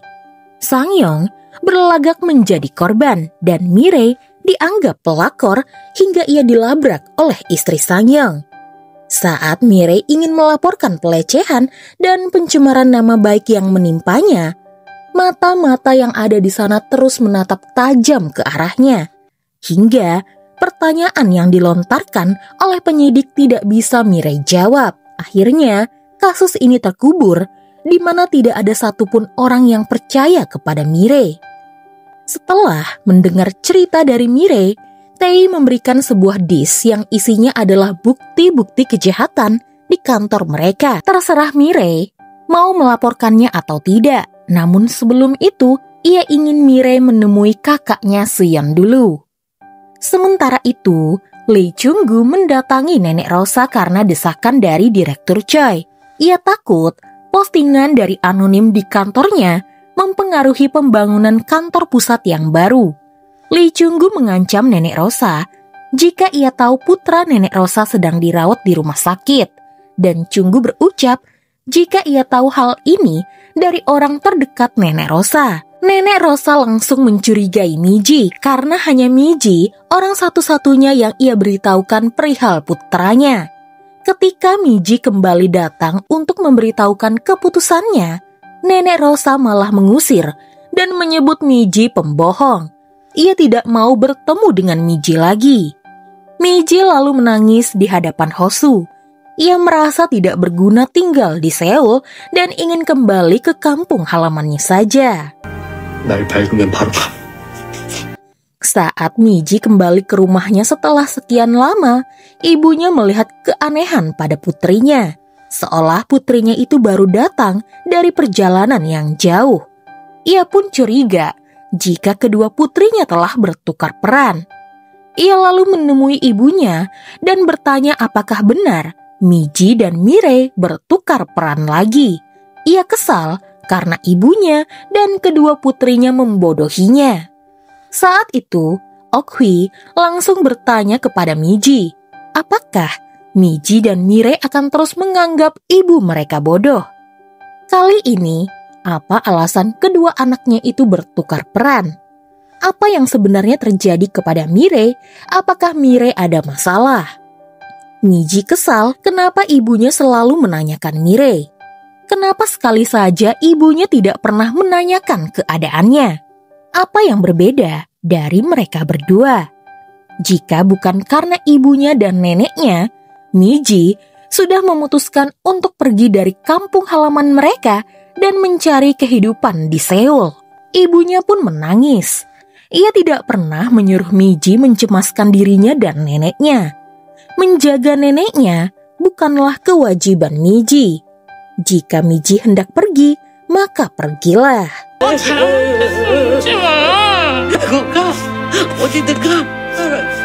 Malam itu, Mirei menemui Suyeon yang mengurung diri di dalam kamarnya. Mirei berkata, ia takut. Ia tidak bisa menghukum siapapun karena ia takut. Mereka akan menyalahkannya lagi. Mirei meminta maaf karena ia tidak bisa membantu Suyeon lebih jauh. Dari balik pintu, Suyeon berkata ini bukan salah Mirei. Justru dialah yang harus minta maaf kepada Mirei karena dirinya melarikan diri dan Mirei yang menjadi sasaran pembuli tersebut. Setelah itu, Mirei pun kembali ke rumahnya. Di sana rupanya Sangyong tengah menunggunya. Ia ingin Mirei segera pindah ke cabang Cheoldal, cabang perusahaan buangan, untuk meredam berita di kantor akibat unggahan dari Mirei. Sangyong berjanji saat situasinya lebih tenang, ia akan membantu Mirei kembali ke kantor pusat. Mirei menyangkal ia tidak pernah mengunggah postingan tersebut. Lagi pula ia tidak akan tertipu Sangyong lagi. Saat itu, Sangyong sadar Mirei merekam pembicaraan mereka lalu merebut ponsel Mirei. Ia berkata, jika tidak ada orang yang akan mempercayai Mirei, apapun yang Mirei lakukan, Mirei lah yang akan disalahkan. Miji yang tiba-tiba datang ke Seoul dan melihat hal tersebut langsung menghajar Sangyong habis-habisan. Tak lama kemudian mereka bertiga berakhir di kantor polisi. Hosu datang sebagai pengacara Mirei dan Miji. Dan di sana, Mirei mengungkapkan dirinya akan menuntut Sangyong atas tuduhan pelecehan seksual dan pencemaran nama baik. Sementara itu, karena Nenek Rosa tidak juga mau menjual rumah dan restorannya, maka kemudian Lee Chung-gu melakukan cara lain. Ia lalu menghubungi sebuah jurnalis berita jika ia akan mengirim sebuah berita yang harus segera dirilis. Judul berita tersebut adalah wanita yang mencuri hidup temannya. Saat Mirei kembali ke kantor, terlihat jika Sangyol tengah membereskan meja kerjanya karena ia dipindahkan ke cabang buangan atas laporan dari Mirei. Rekan-rekan lain merasa seharusnya Mirei lah yang dibuang, bukan Sangyol sebagai korban. Mirei mendengus melihatnya, tapi ia tidak peduli lagi. Tae lalu bertanya, apakah Mirei yang melaporkan Sangyol? Kenapa Mirei berubah pikiran? Mirei berkata, ia tidak akan mau mengalah lagi. Ia akan menangani mereka satu persatu secara perlahan. Sementara itu, Hosu memarahi Miji karena memukuli Park Sangyong. Apa jadinya jika Miji jadi terluka? Lagi pula, apa yang dilakukan Miji di sana? Bukankah ia kembali ke rumah? Miji berkata, ibunya akhirnya mengizinkannya pergi ke Seoul dan tinggal bersama Mirei. Suatu hari, Nenek Rosa mendengar berita tentang dirinya yang memakai nama temannya dan mencuri aset-aset milik temannya sendiri bernama Rosa. Tidak beberapa lama kemudian, Nenek Rosa mendapatkan telepon dari jaksa yang menyuruhnya untuk segera datang ke kantor dan diinterogasi atas tuduhan pidana pencurian identitas. Nenek Rosa pun khawatir dan langsung mematikan teleponnya. Berita ini pun akhirnya diketahui oleh Hosu dan Miji. Mereka berdua langsung datang ke restoran milik Nenek Rosa, namun di sana Nenek Rosa enggan bertemu dengan siapapun. Di kantor, Kyungmin kesal karena ia harus bolak-balik ke kantor polisi mengurus kasus pelecehan seksual yang Mirei laporkan. Menurutnya departemen ini sudah kacau karena satu orang gila, dan disetujui oleh rekan-rekan yang lain. Ada satu rekan yang tidak setuju. Ho-kyung, harusnya mereka sadar, penyidik tengah menyelidiki kasus ini. Itu berarti Mirei tidak main-main dan ia benar-benar telah dilecehkan. Buktinya Sang-yeol dihukum dan dipindah ke cabang buangan, yaitu Childal. Malam itu saat Mirei pulang bekerja, ia melihat satu orang pria yang sangat menarik perhatian dengan mobil Lamborghini-nya. Rupanya, pria itu adalah Sejin yang sudah 2 hari ini menunggu di jalan itu berharap bertemu dengan Mirei. Sejin memang tidak lihai mengendarai truk, tapi kalau Lamborghini-nya, dialah ahlinya. Mirei heran mengapa tidak minta nomornya kepada Miji saja daripada menunggunya selama 2 hari. Sejin ternyata malu memintanya. Ia lebih senang bertemu dengan Mirei seolah takdir yang menemukan mereka berdua. Sejin ingin besok Mirei mau meluangkan waktu untuknya.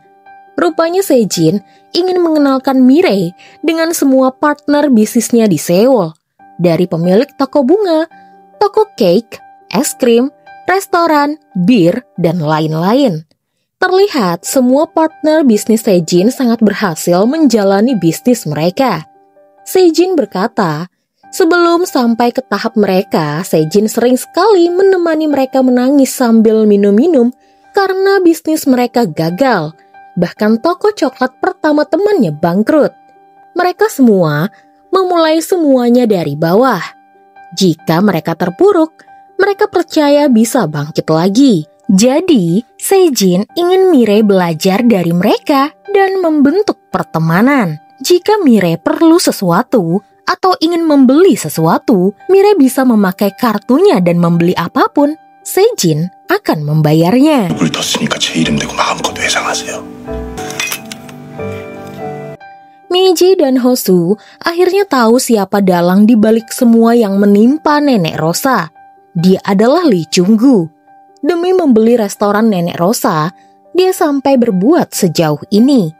Lee Chung-gu berkata, wanita tua itu bukanlah Rosa. Ia bernama Sang-wol, seorang kriminal yang membunuh suami Rosa.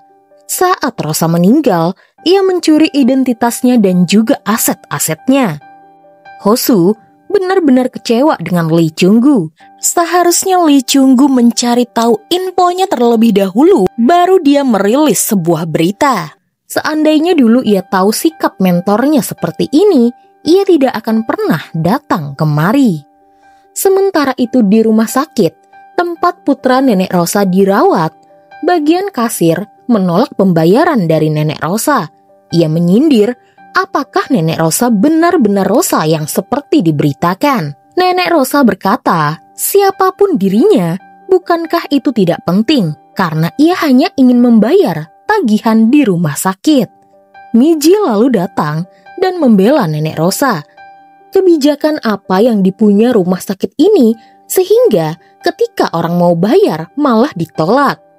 Miji juga menegur Nenek Rosa, kenapa dia malah diam saja? Ini bukan Nenek Rosa yang Miji kenal. Setaunya, Nenek Rosa selalu marah dan melempari garam jika ada orang yang mengganggunya. Nenek Rosa lalu berkata, dia bukanlah Rosa. Dia adalah pembunuh dan pantas mendapatkannya.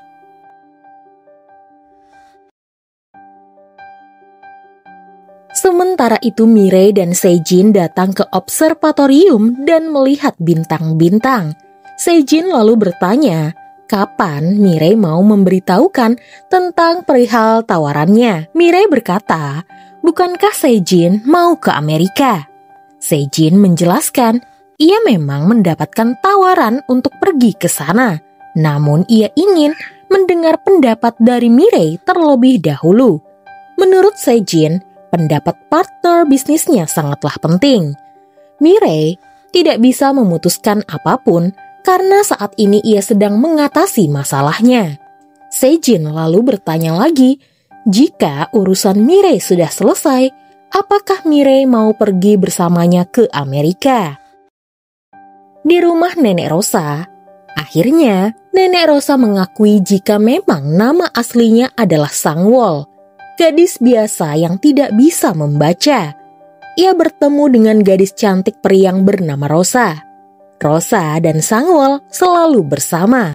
Rosa sangat suka membuat puisi, dan Rosa kadang menjual puisi-puisinya.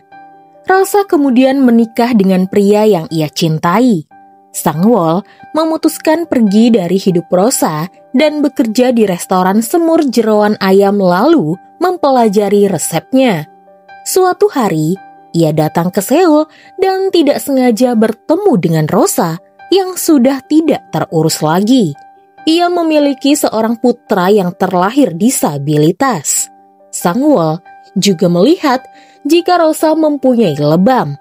Rupanya selama ini ia mengalami kekerasan rumah tangga. Pada zaman itu, melaporkan tindakan kekerasan rumah tangga ke kantor polisi sangatlah percuma. Justru, kita diperintahkan kembali ke rumah dan patuh kepada suami. Sangwol kemudian mengajak Rosa dan putranya itu tinggal bersamanya. Namun, suatu hari, suami Rosa datang dan kembali memukuli Rosa. Sangwol yang hendak membantu Rosa pun ikut kena pukul. Pada saat itu, Rosa langsung memukul kepala suaminya dengan sebuah setrika hingga tewas. Sangwol yang tidak mau Rosa dihukum, kemudian menggantikan Rosa dengan memukul kembali kepala suami Rosa, lalu ia menyerahkan diri ke kantor polisi.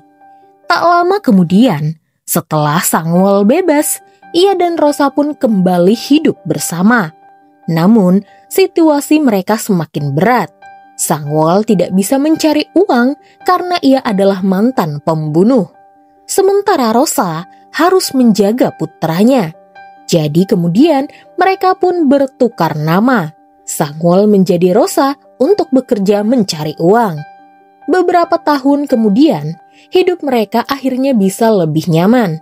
Dari uang yang dihasilkan Sangwol setelah menjadi Rosa, ia pun membeli rumah 2 lantai, di mana di lantai bawah mereka membuka restoran. Namun, kebahagiaan mereka hanya sementara. Rosa menderita kanker. Ia berpesan sebelum meninggal untuk mendaftarkan namanya sebagai Sangwol. Dan Sangwol tetap hidup sebagai Rosa hingga sekarang. Nenek Rosa atau nama aslinya adalah Sangwol memberikan bukti kepada Hosu jika Rosa telah memberikan hak penuh atas namanya kepada dirinya. Di dalam dokumen itu tertulis jika semua aset memang milik Sangwol. Sangwol hanya meminjam nama Rosa.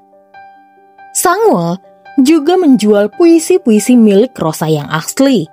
Uangnya tidak pernah Sangwol makan sendiri.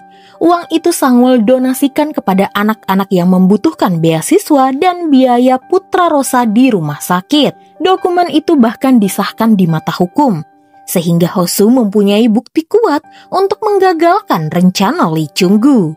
Beberapa hari kemudian, mereka mendapatkan kabar jika penangguhan dakwaan kepada nenek Sangwol ditunda untuk penyelidikan lebih lanjut. Hal ini menjadi langkah awal yang bagus. Nenek Sangwol merasa senang, akhirnya ia punya orang yang bisa mempercayai dirinya lagi, bukan sebagai Rosa, tapi sebagai Sangwol. Miji ingin merayakan hal ini dan menyuruh Hosu untuk segera membeli kue. Singkatnya, setelah Hosu membeli kue, ia menerima telepon dari seseorang. Pada saat mengangkat telepon, Hosu tidak mendengar apa-apa. Ia bahkan tidak mendengar saat Miji bicara kepadanya. Hosu lalu berkata ia harus pergi ke suatu tempat dan meninggalkan Miji di restoran Nenek Rosa. Hari itu, rupanya telinga Hosu bermasalah. Ia sama sekali tidak bisa mendengar. Ia pun datang ke rumah sakit dan dokter berkata ia kehilangan pendengarannya. Dokter lalu menyuntikkan obat ke gendang telinganya dan syukurnya telinga Hosu kembali mendengar, tapi tidak 100%. Kondisi ini pun kemungkinan bisa kembali lagi. Hosu harus bersiap dengan segala kemungkinan terburuk. Hosu benar-benar dilema dengan kejadian yang menimpanya. Ia bahkan sampai tidak mau bertemu dengan Miji lagi dan menyuruhnya untuk 1 hari saja tidak mengganggunya. Sementara itu di kantor Mirei tiba-tiba disambangi oleh penyidik Komisi Perdagangan Adil, di mana ketua tim mereka Gyeongmin telah dilaporkan atas pelanggaran hukum dan perdagangan yang tidak adil. Hal ini bertepatan dengan munculnya artikel baru yang menyebut jika kantor Mirei diduga telah pilih kasih dan melakukan perundungan. Menurut CEO mereka, ini semua adalah kesalahan dari Direktur Choi. Hanya karena gagal membeli 1 restoran saja, perusahaan mereka kini diselidiki. Rupanya yang melaporkan hal ini adalah Mirei dengan bantuan dari Seijin. Seijinlah yang mengenalkan Mirei kepada temannya yang merupakan seorang wartawan berita. Dan di sana, Mirei juga memutuskan untuk mengundurkan diri. Meski akhirnya ia bisa membalaskan dendamnya, tetap saja berada di tempat ini tidak menguntungkan posisi Mirei. Hosu kemudian mendatangi Lee Chung-gu lagi. Meski sebenarnya Hosu tidak menyukai Lee Chung-gu, tapi ia tahu Lee Chung-gu adalah pengacara yang hebat. Ia ingin Lee Chung-gu menebus kesalahannya dengan membantunya untuk menangani kasus pelecehan yang menimpa Mirei. Ia yakin seniornya itu mau melakukannya karena sebenarnya Lee Chung-gu menyukai Hosu. Setaunya, Lee Chung-gu tidak pernah mau mengambil kasus yang remeh, seperti kasus Nenek Rosa. Tapi karena Lee Chung-gu tahu jika dirinya adalah wali hukum Nenek Rosa, maka kemudian Lee Chung-gu mau mencoba untuk melawannya, untuk melihat seberapa jauh dirinya berkembang. Lee Chung-gu tidak menampik, meski sebenarnya ia bertanya-tanya mengapa Hosu malah melimpahkan kasus Mirei kepadanya. Ia tetap mengambil berkas tersebut dan pergi. Tidak hanya melimpahkan kasus Mirei, Hosu juga melimpahkan kasus Nenek Rosa kepada Jisoo, rekannya. Nenek Rosa bingung mengapa Hosu berhenti menjadi pengacaranya. Di hadapan Nenek Rosa, Hosu jujur jika ia sedang sakit, telinganya mungkin tidak bisa mendengar lagi. Nenek Rosa alias Sangwol bertanya apakah Miji mengetahuinya. Hosu bingung, ia takut memberitahukan Miji. Bukan karena takut Miji akan meninggalkannya, tapi karena Hosu tidak mau menjadi beban untuk Miji dan menghambat cita-cita Miji. Setelah bertemu dengan Nenek Rosa, Hosu kemudian mengajak Miji berkencan. Di sana, Miji sebenarnya penasaran apa yang terjadi kepada Hosu. Namun, karena malam itu mereka akan berjalan-jalan, maka Miji tidak bertanya banyak. Malam itu, Miji menghindari jalan menanjak agar Hosu tidak kecapean. Saat di restoran, Hosu bingung kenapa makanannya tidak sesuai dengan yang dia pesan. Rupanya, pelayan berkata ia sudah bilang bahwa pesanannya habis. Dan saat ditanya apakah mau diganti dengan yang lain, Hosu menjawab iya. Di sana Mirei sadar, Hosu tidak mendengar. Saat hendak pulang, Hosu berkata kepada Miji jika mereka sebaiknya putus saja. Hosu beralasan karena jalan mereka sekarang benar-benar berbeda. Hosu pun memberitahukan jika telinganya sedang sakit dan mungkin ia tidak akan mendengar lagi. Miji tidak terima jika alasan Hosu seperti itu. Hanya karena Hosu sakit, mereka harus putus. Ia tentu saja akan menyesuaikan kondisi Hosu. Ia juga bisa belajar bahasa isyarat dan menemani Hosu. Hosu bersikeras, ia tetap ingin putus. Ia yakin Miji paham perasaannya karena Miji pernah mengalaminya. Mereka berdua sama-sama tidak mau dikasihani. 우리 여기까지만 하자.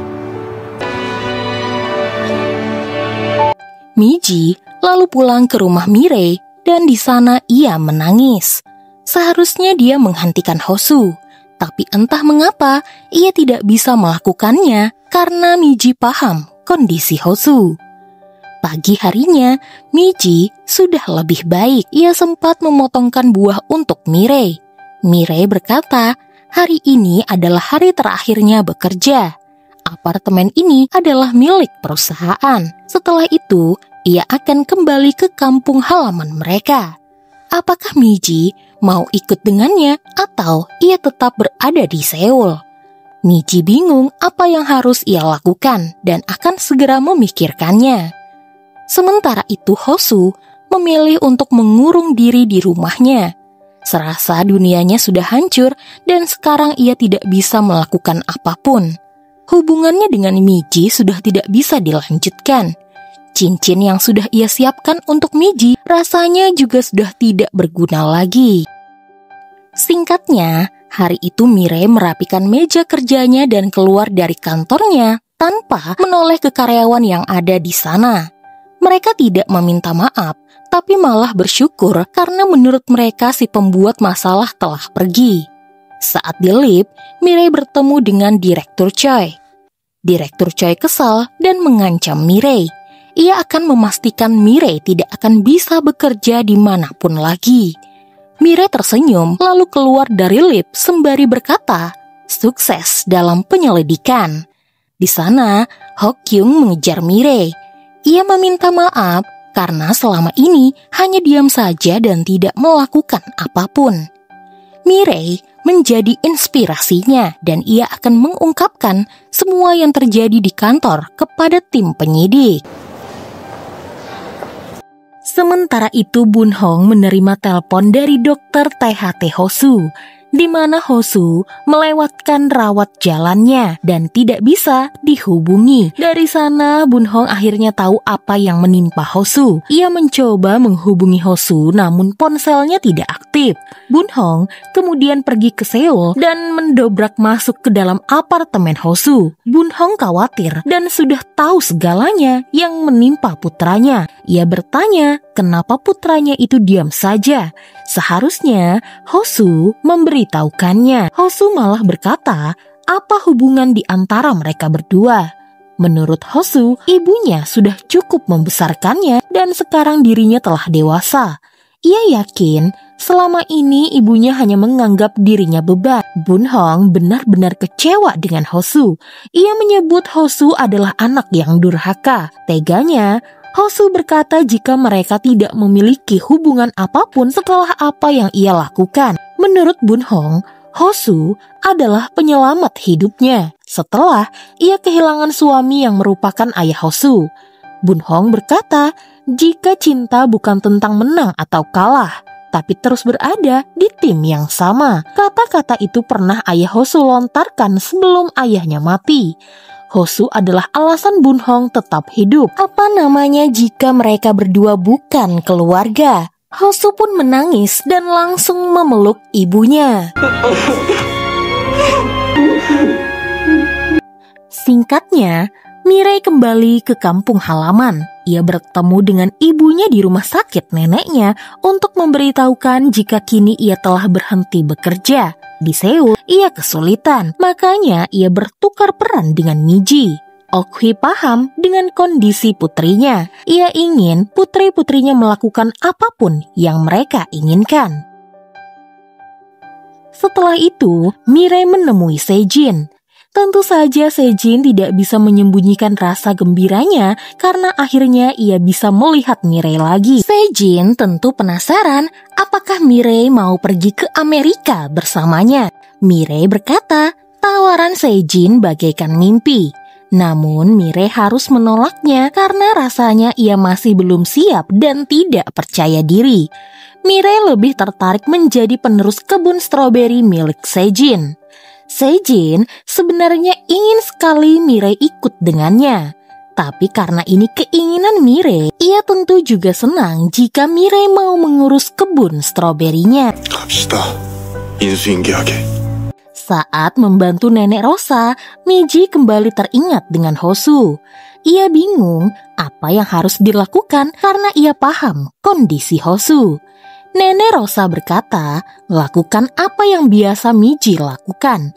Keahlian Miji adalah mengetuk pintu hati seseorang. Maka Nenek Rosa alias Sangwol berharap Miji bisa mengetuk pintu hati Hosu.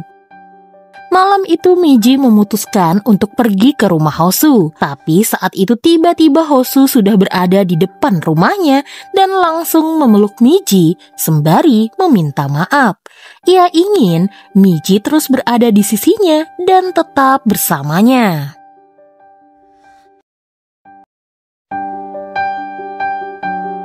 Akhirnya Miji mengetahui apa yang terjadi kepada Hosu. Hosu dengan tulus meminta maaf kepada Miji. Awalnya ia yakin bisa mengatasi hal ini seorang diri dan tidak akan menjadikan beban buat orang lain. Tapi rupanya Hosu salah. Ia sadar dirinya egois. Hosu mengungkapkan ia ingin Miji mau terus bersamanya. Meski ia kehilangan pendengaran, meski kondisinya mulai memburuk, Hosu ingin bertahan bersama Miji. Hosu lalu memberikan cincin yang sudah lama ia siapkan untuk Miji. 한번 껴봐. Sementara itu, Mirei berkonsultasi dengan Sejin. Apa yang akan Mirei lakukan ke depannya? Selain meneruskan usaha stroberi milik Sejin, Mirei rupanya akan membuat blog tentang investasi yang pernah dilakukan oleh Sejin dahulu. Sejin penasaran dengan kinerja Mirei selanjutnya. Ia bahkan bersedia memberikan modal awal untuk Mirei. Mirei lalu meminta izin untuk tinggal di rumah kakek Sejin agar ia tidak perlu bolak-balik pulang ke rumahnya. Ia juga meminta izin untuk sedikit merombaknya karena takut-takutnya Sejin bakalan marah seperti masalah kursi dulu. Sejin kemudian meminta maaf lagi kepada Mirei karena Mirei masih mengingat kejadian tersebut. Ia berjanji apapun yang Mirei lakukan, entah itu meroboh rumah tersebut, ia tidak akan marah kepada Mirei lagi. Sementara itu, Miji dan Hosu membantu Nenek Rosa untuk merubah pelang restorannya menjadi nama asli Nenek Rosa, yaitu Sangwol. Entah mengapa, Nenek Sangwol sekarang lebih lega. Ia lalu bertanya, setelah membantunya, apa yang akan Miji lakukan di Seoul. Nenek Sangwol menawarkan untuk bekerja dengannya saja. Nanti, ia akan memberikan restoran ini untuk Miji. Miji tentu saja sangat bersyukur atas tawaran dari Nenek Sangwol. Tapi, ia ingin melakukan sesuatu yang lain. Beberapa hari kemudian, Mirei menghubungi Miji dan memintanya untuk bekerja dengannya di kebun stroberi. Miji menolak karena ada yang ingin ia lakukan di Seoul. Apalagi ia sedang membereskan apartemen Mirei dan butuh beberapa hari baru ia bisa menyelesaikannya. Karena tahu Miji di Seoul sedang membereskan apartemen Mirei, ibunya pun tiba-tiba menyusul dan malah memergoki Miji dan Hosu sedang bersama dan mereka berciuman. Miji yang terkejut melihat kedatangan ibunya lalu memberitahukan jika mereka berdua telah berpacaran. Alhasil, Okhwi langsung menyuruh Hosu pulang karena hari sudah larut malam. Tidak baik, pria dan wanita masih bersama. Okhwi kemudian mencoba bicara kepada Miji. Apakah keputusan Miji sudah tepat mau bersama Hosu? Karena setaunya, saat ini Hosu sedang sakit. Jika Miji tetap bersikeras, maka Miji harus bersiap menjaga Hosu. Miji harus berubah, ia harus dewasa dan menjadi lebih kuat dari sekarang. Dan jangan pernah sesekali Miji menyakiti hati Hosu, si anak baik. Mirei akhirnya mendapatkan kabar dari Tae jika Gyeongmin akhirnya dikambing hitamkan dan dipecat. Sementara Direktur Choi dipindahkan ke cabang buangan Childal. Lalu Suyeon, kakak Tae, akhirnya keluar dari kamarnya dan menjalani terapi. Tae juga berencana mengundurkan diri dan akan menemani kesembuhan kakaknya. Kedatangan Okhwi ke Seoul bukan hanya ingin mengambil barang-barang Mirei, tapi ia juga ingin membantu Miji mencari tempat tinggal yang layak. Miji sempat takut dengan apartemen pilihan ibunya karena ia tidak punya cukup uang. Okhwi menyuruh putrinya itu untuk tidak khawatir karena ibunya yang akan membayarnya. Yang penting, Miji bisa tinggal dengan nyaman di Seoul. Setelah itu, ibu Miji pun kembali pulang.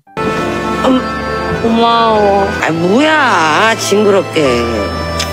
Sementara, Hosu, karena ada urusan di kampung halaman, ia pun singgah ke tempat ibunya bekerja. Bahkan Hosu membawakan ibunya itu bunga. Kesempatan tersebut juga Hosu gunakan untuk memberitahukan ibunya jika dirinya dan Miji tengah berkencan. Miji adalah cinta pertamanya dan Miji lah yang sering membantunya tatkala dia kesulitan. Ibunya tidak menyangka, ia kira selama ini Hosu menyukai Mirei. Rupanya ibunya salah orang, tapi ibunya senang akhirnya putranya memiliki seorang kekasih dan dia adalah gadis ceria si Miji. Singkat cerita, hari itu Sang-yeol mendapatkan hukuman atas tindakannya kepada Mirei. Menurut Sang-yeol, Mirei berlebihan. Padahal ia sudah memutuskan untuk berhenti dari kantor. Bukankah itu sudah cukup menjadi hukumannya? Di sana, Lee Chung-gu selaku pengacara Mirei kemudian membantu Mirei. Ia berkata itu adalah konsekuensi atas perbuatan Sang-yeol dan ia bisa saja menuntut Sang-yeol lebih dari sekedar hukuman masa percobaan. Setelah dari pengadilan, Mirei bergegas pergi ke bandara. Hari ini, Sejin akan pergi ke Amerika. Sejin tidak menyangka Mirei akan datang setelah menolak datang sebanyak 5 kali. Sejin pun menawarkan Mirei kembali apakah Mirei mau ke Amerika bersamanya. Mirei tersenyum. Ia berkata, lain kali jika Sejin mengajaknya lagi, Mirei berjanji akan ikut ke Amerika. Di sana, mereka berdua pun berpelukan. Entah apa hubungan mereka, yang jelas bukan sekedar partner bisnis biasa. Karena Mirei berjanji akan selalu menghubungi Sejin dan Sejin akan selalu menunggu kabar dari Mirei meski itu hanya kabar stroberi mereka. Pada saat itu, Miji mendapatkan telepon dari ibunya jika keadaan neneknya mulai parah. Miji pun bergegas kembali pulang dan saat sampai di sana, sembari menangis, ibunya berkata jika dokter sudah tidak bisa berbuat banyak. Mereka akan memulangkan nenek Miji karena keinginan terakhirnya adalah pulang ke rumah. Miji lalu tidur di samping neneknya. Ia bermimpi jika neneknya sudah sehat dan akan pergi ke suatu tempat yang jauh. Miji tidak mengizinkan neneknya pergi karena ia tahu neneknya tidak akan kembali. Neneknya berkata, ia akan selalu kembali. Ia akan datang sebagai awan atau sebagai burung kecil yang hinggap di atas pohon, hanya untuk melihat keadaan cucunya. Selama ini, neneknya hanya berbaring di rumah sakit. Ia ingin sekali melihat kehidupan di luar dan melihat Miji sukses di Seoul. Sembari menangis, Miji pun mengizinkan neneknya itu pergi asalkan neneknya berjanji akan selalu mengunjunginya. Lalu, saat Miji terbangun dari mimpinya, ibunya berkata nenek Mirei dan Miji telah pergi untuk selama-lamanya.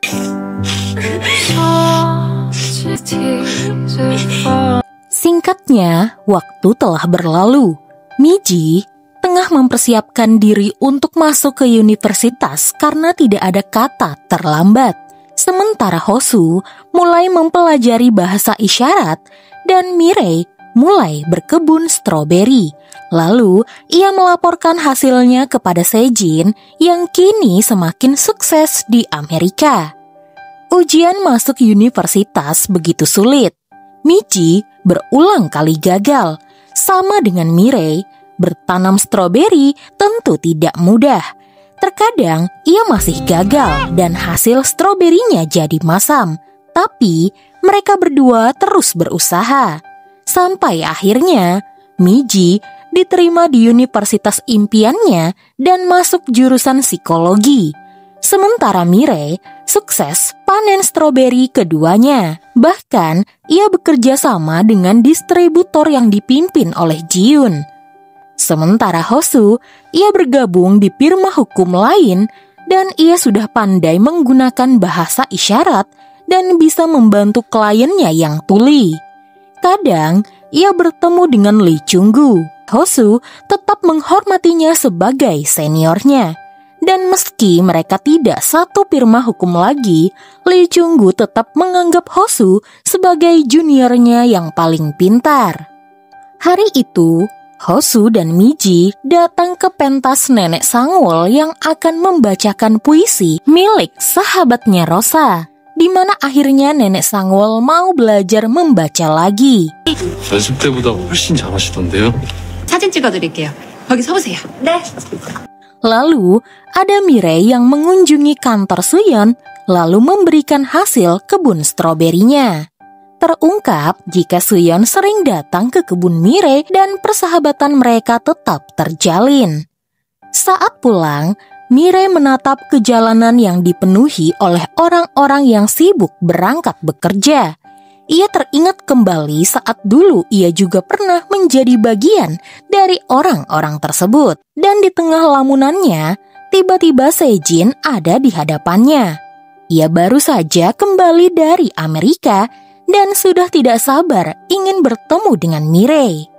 Pertemuan singkat itu penuh dengan tatapan yang memberikan harapan baru untuk hubungan mereka berdua di masa depan. 다녀왔습니다.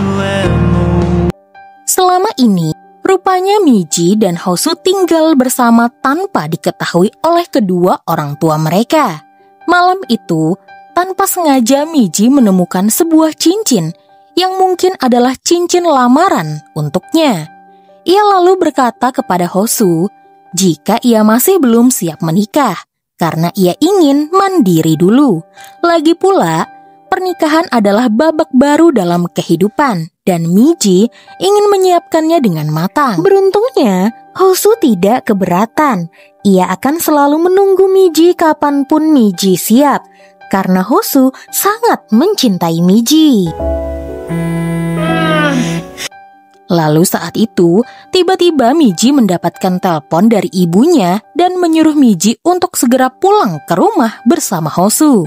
Rupanya, ibunya memberitahukan jika rumah mereka akan segera direnovasi. Dan ibunya ingin Miji segera merapikan barang-barang yang ada di kamarnya. Miji berkata, apartemen kecilnya tidak mungkin cukup. Ok-hee lalu meminta izin kepada Hosu untuk menaruh sebagian barang-barang Mirei di dalam apartemennya. Hosu hampir saja keceplosan jika Miji tinggal bersamanya. Untungnya saja, Miji menyuruhnya untuk tutup mulut. Miji tidak berencana untuk menutupinya, tapi ia ingin memberitahukan hal ini kepada ibu mereka berdua di waktu yang tepat. 말은 꼭 하는 거다. Saat Miji membereskan barang-barang di kamarnya, ia menemukan sebuah album foto. Di dalamnya, ada kenangan saat ia dan Mirei tumbuh bersama. Sambil membuka lembar demi lembar, Miji menyadari sesuatu. Kehidupan bukanlah buku dengan sebuah akhir yang sudah ditentukan.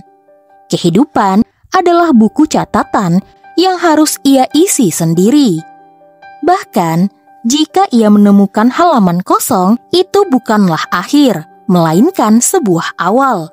Dan halaman kosong itu adalah lembar pertama dari kisahnya yang belum ia tulis. Miji bertekad untuk terus mengisi lembar demi lembar kehidupannya, mencari kebahagiaan dan menulis ceritanya sendiri.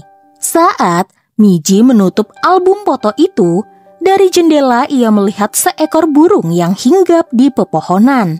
Sekilas, Miji teringat kepada neneknya yang pernah berjanji akan selalu datang untuk melihat keadaannya. Seolah neneknya itu sedang memberi tanda bahwa dirinya tidak pernah benar-benar sendirian. Hidup bukanlah naskah yang sudah selesai ditulis. Setiap langkah, Setiap keputusan adalah kalimat baru dalam buku kehidupan kita.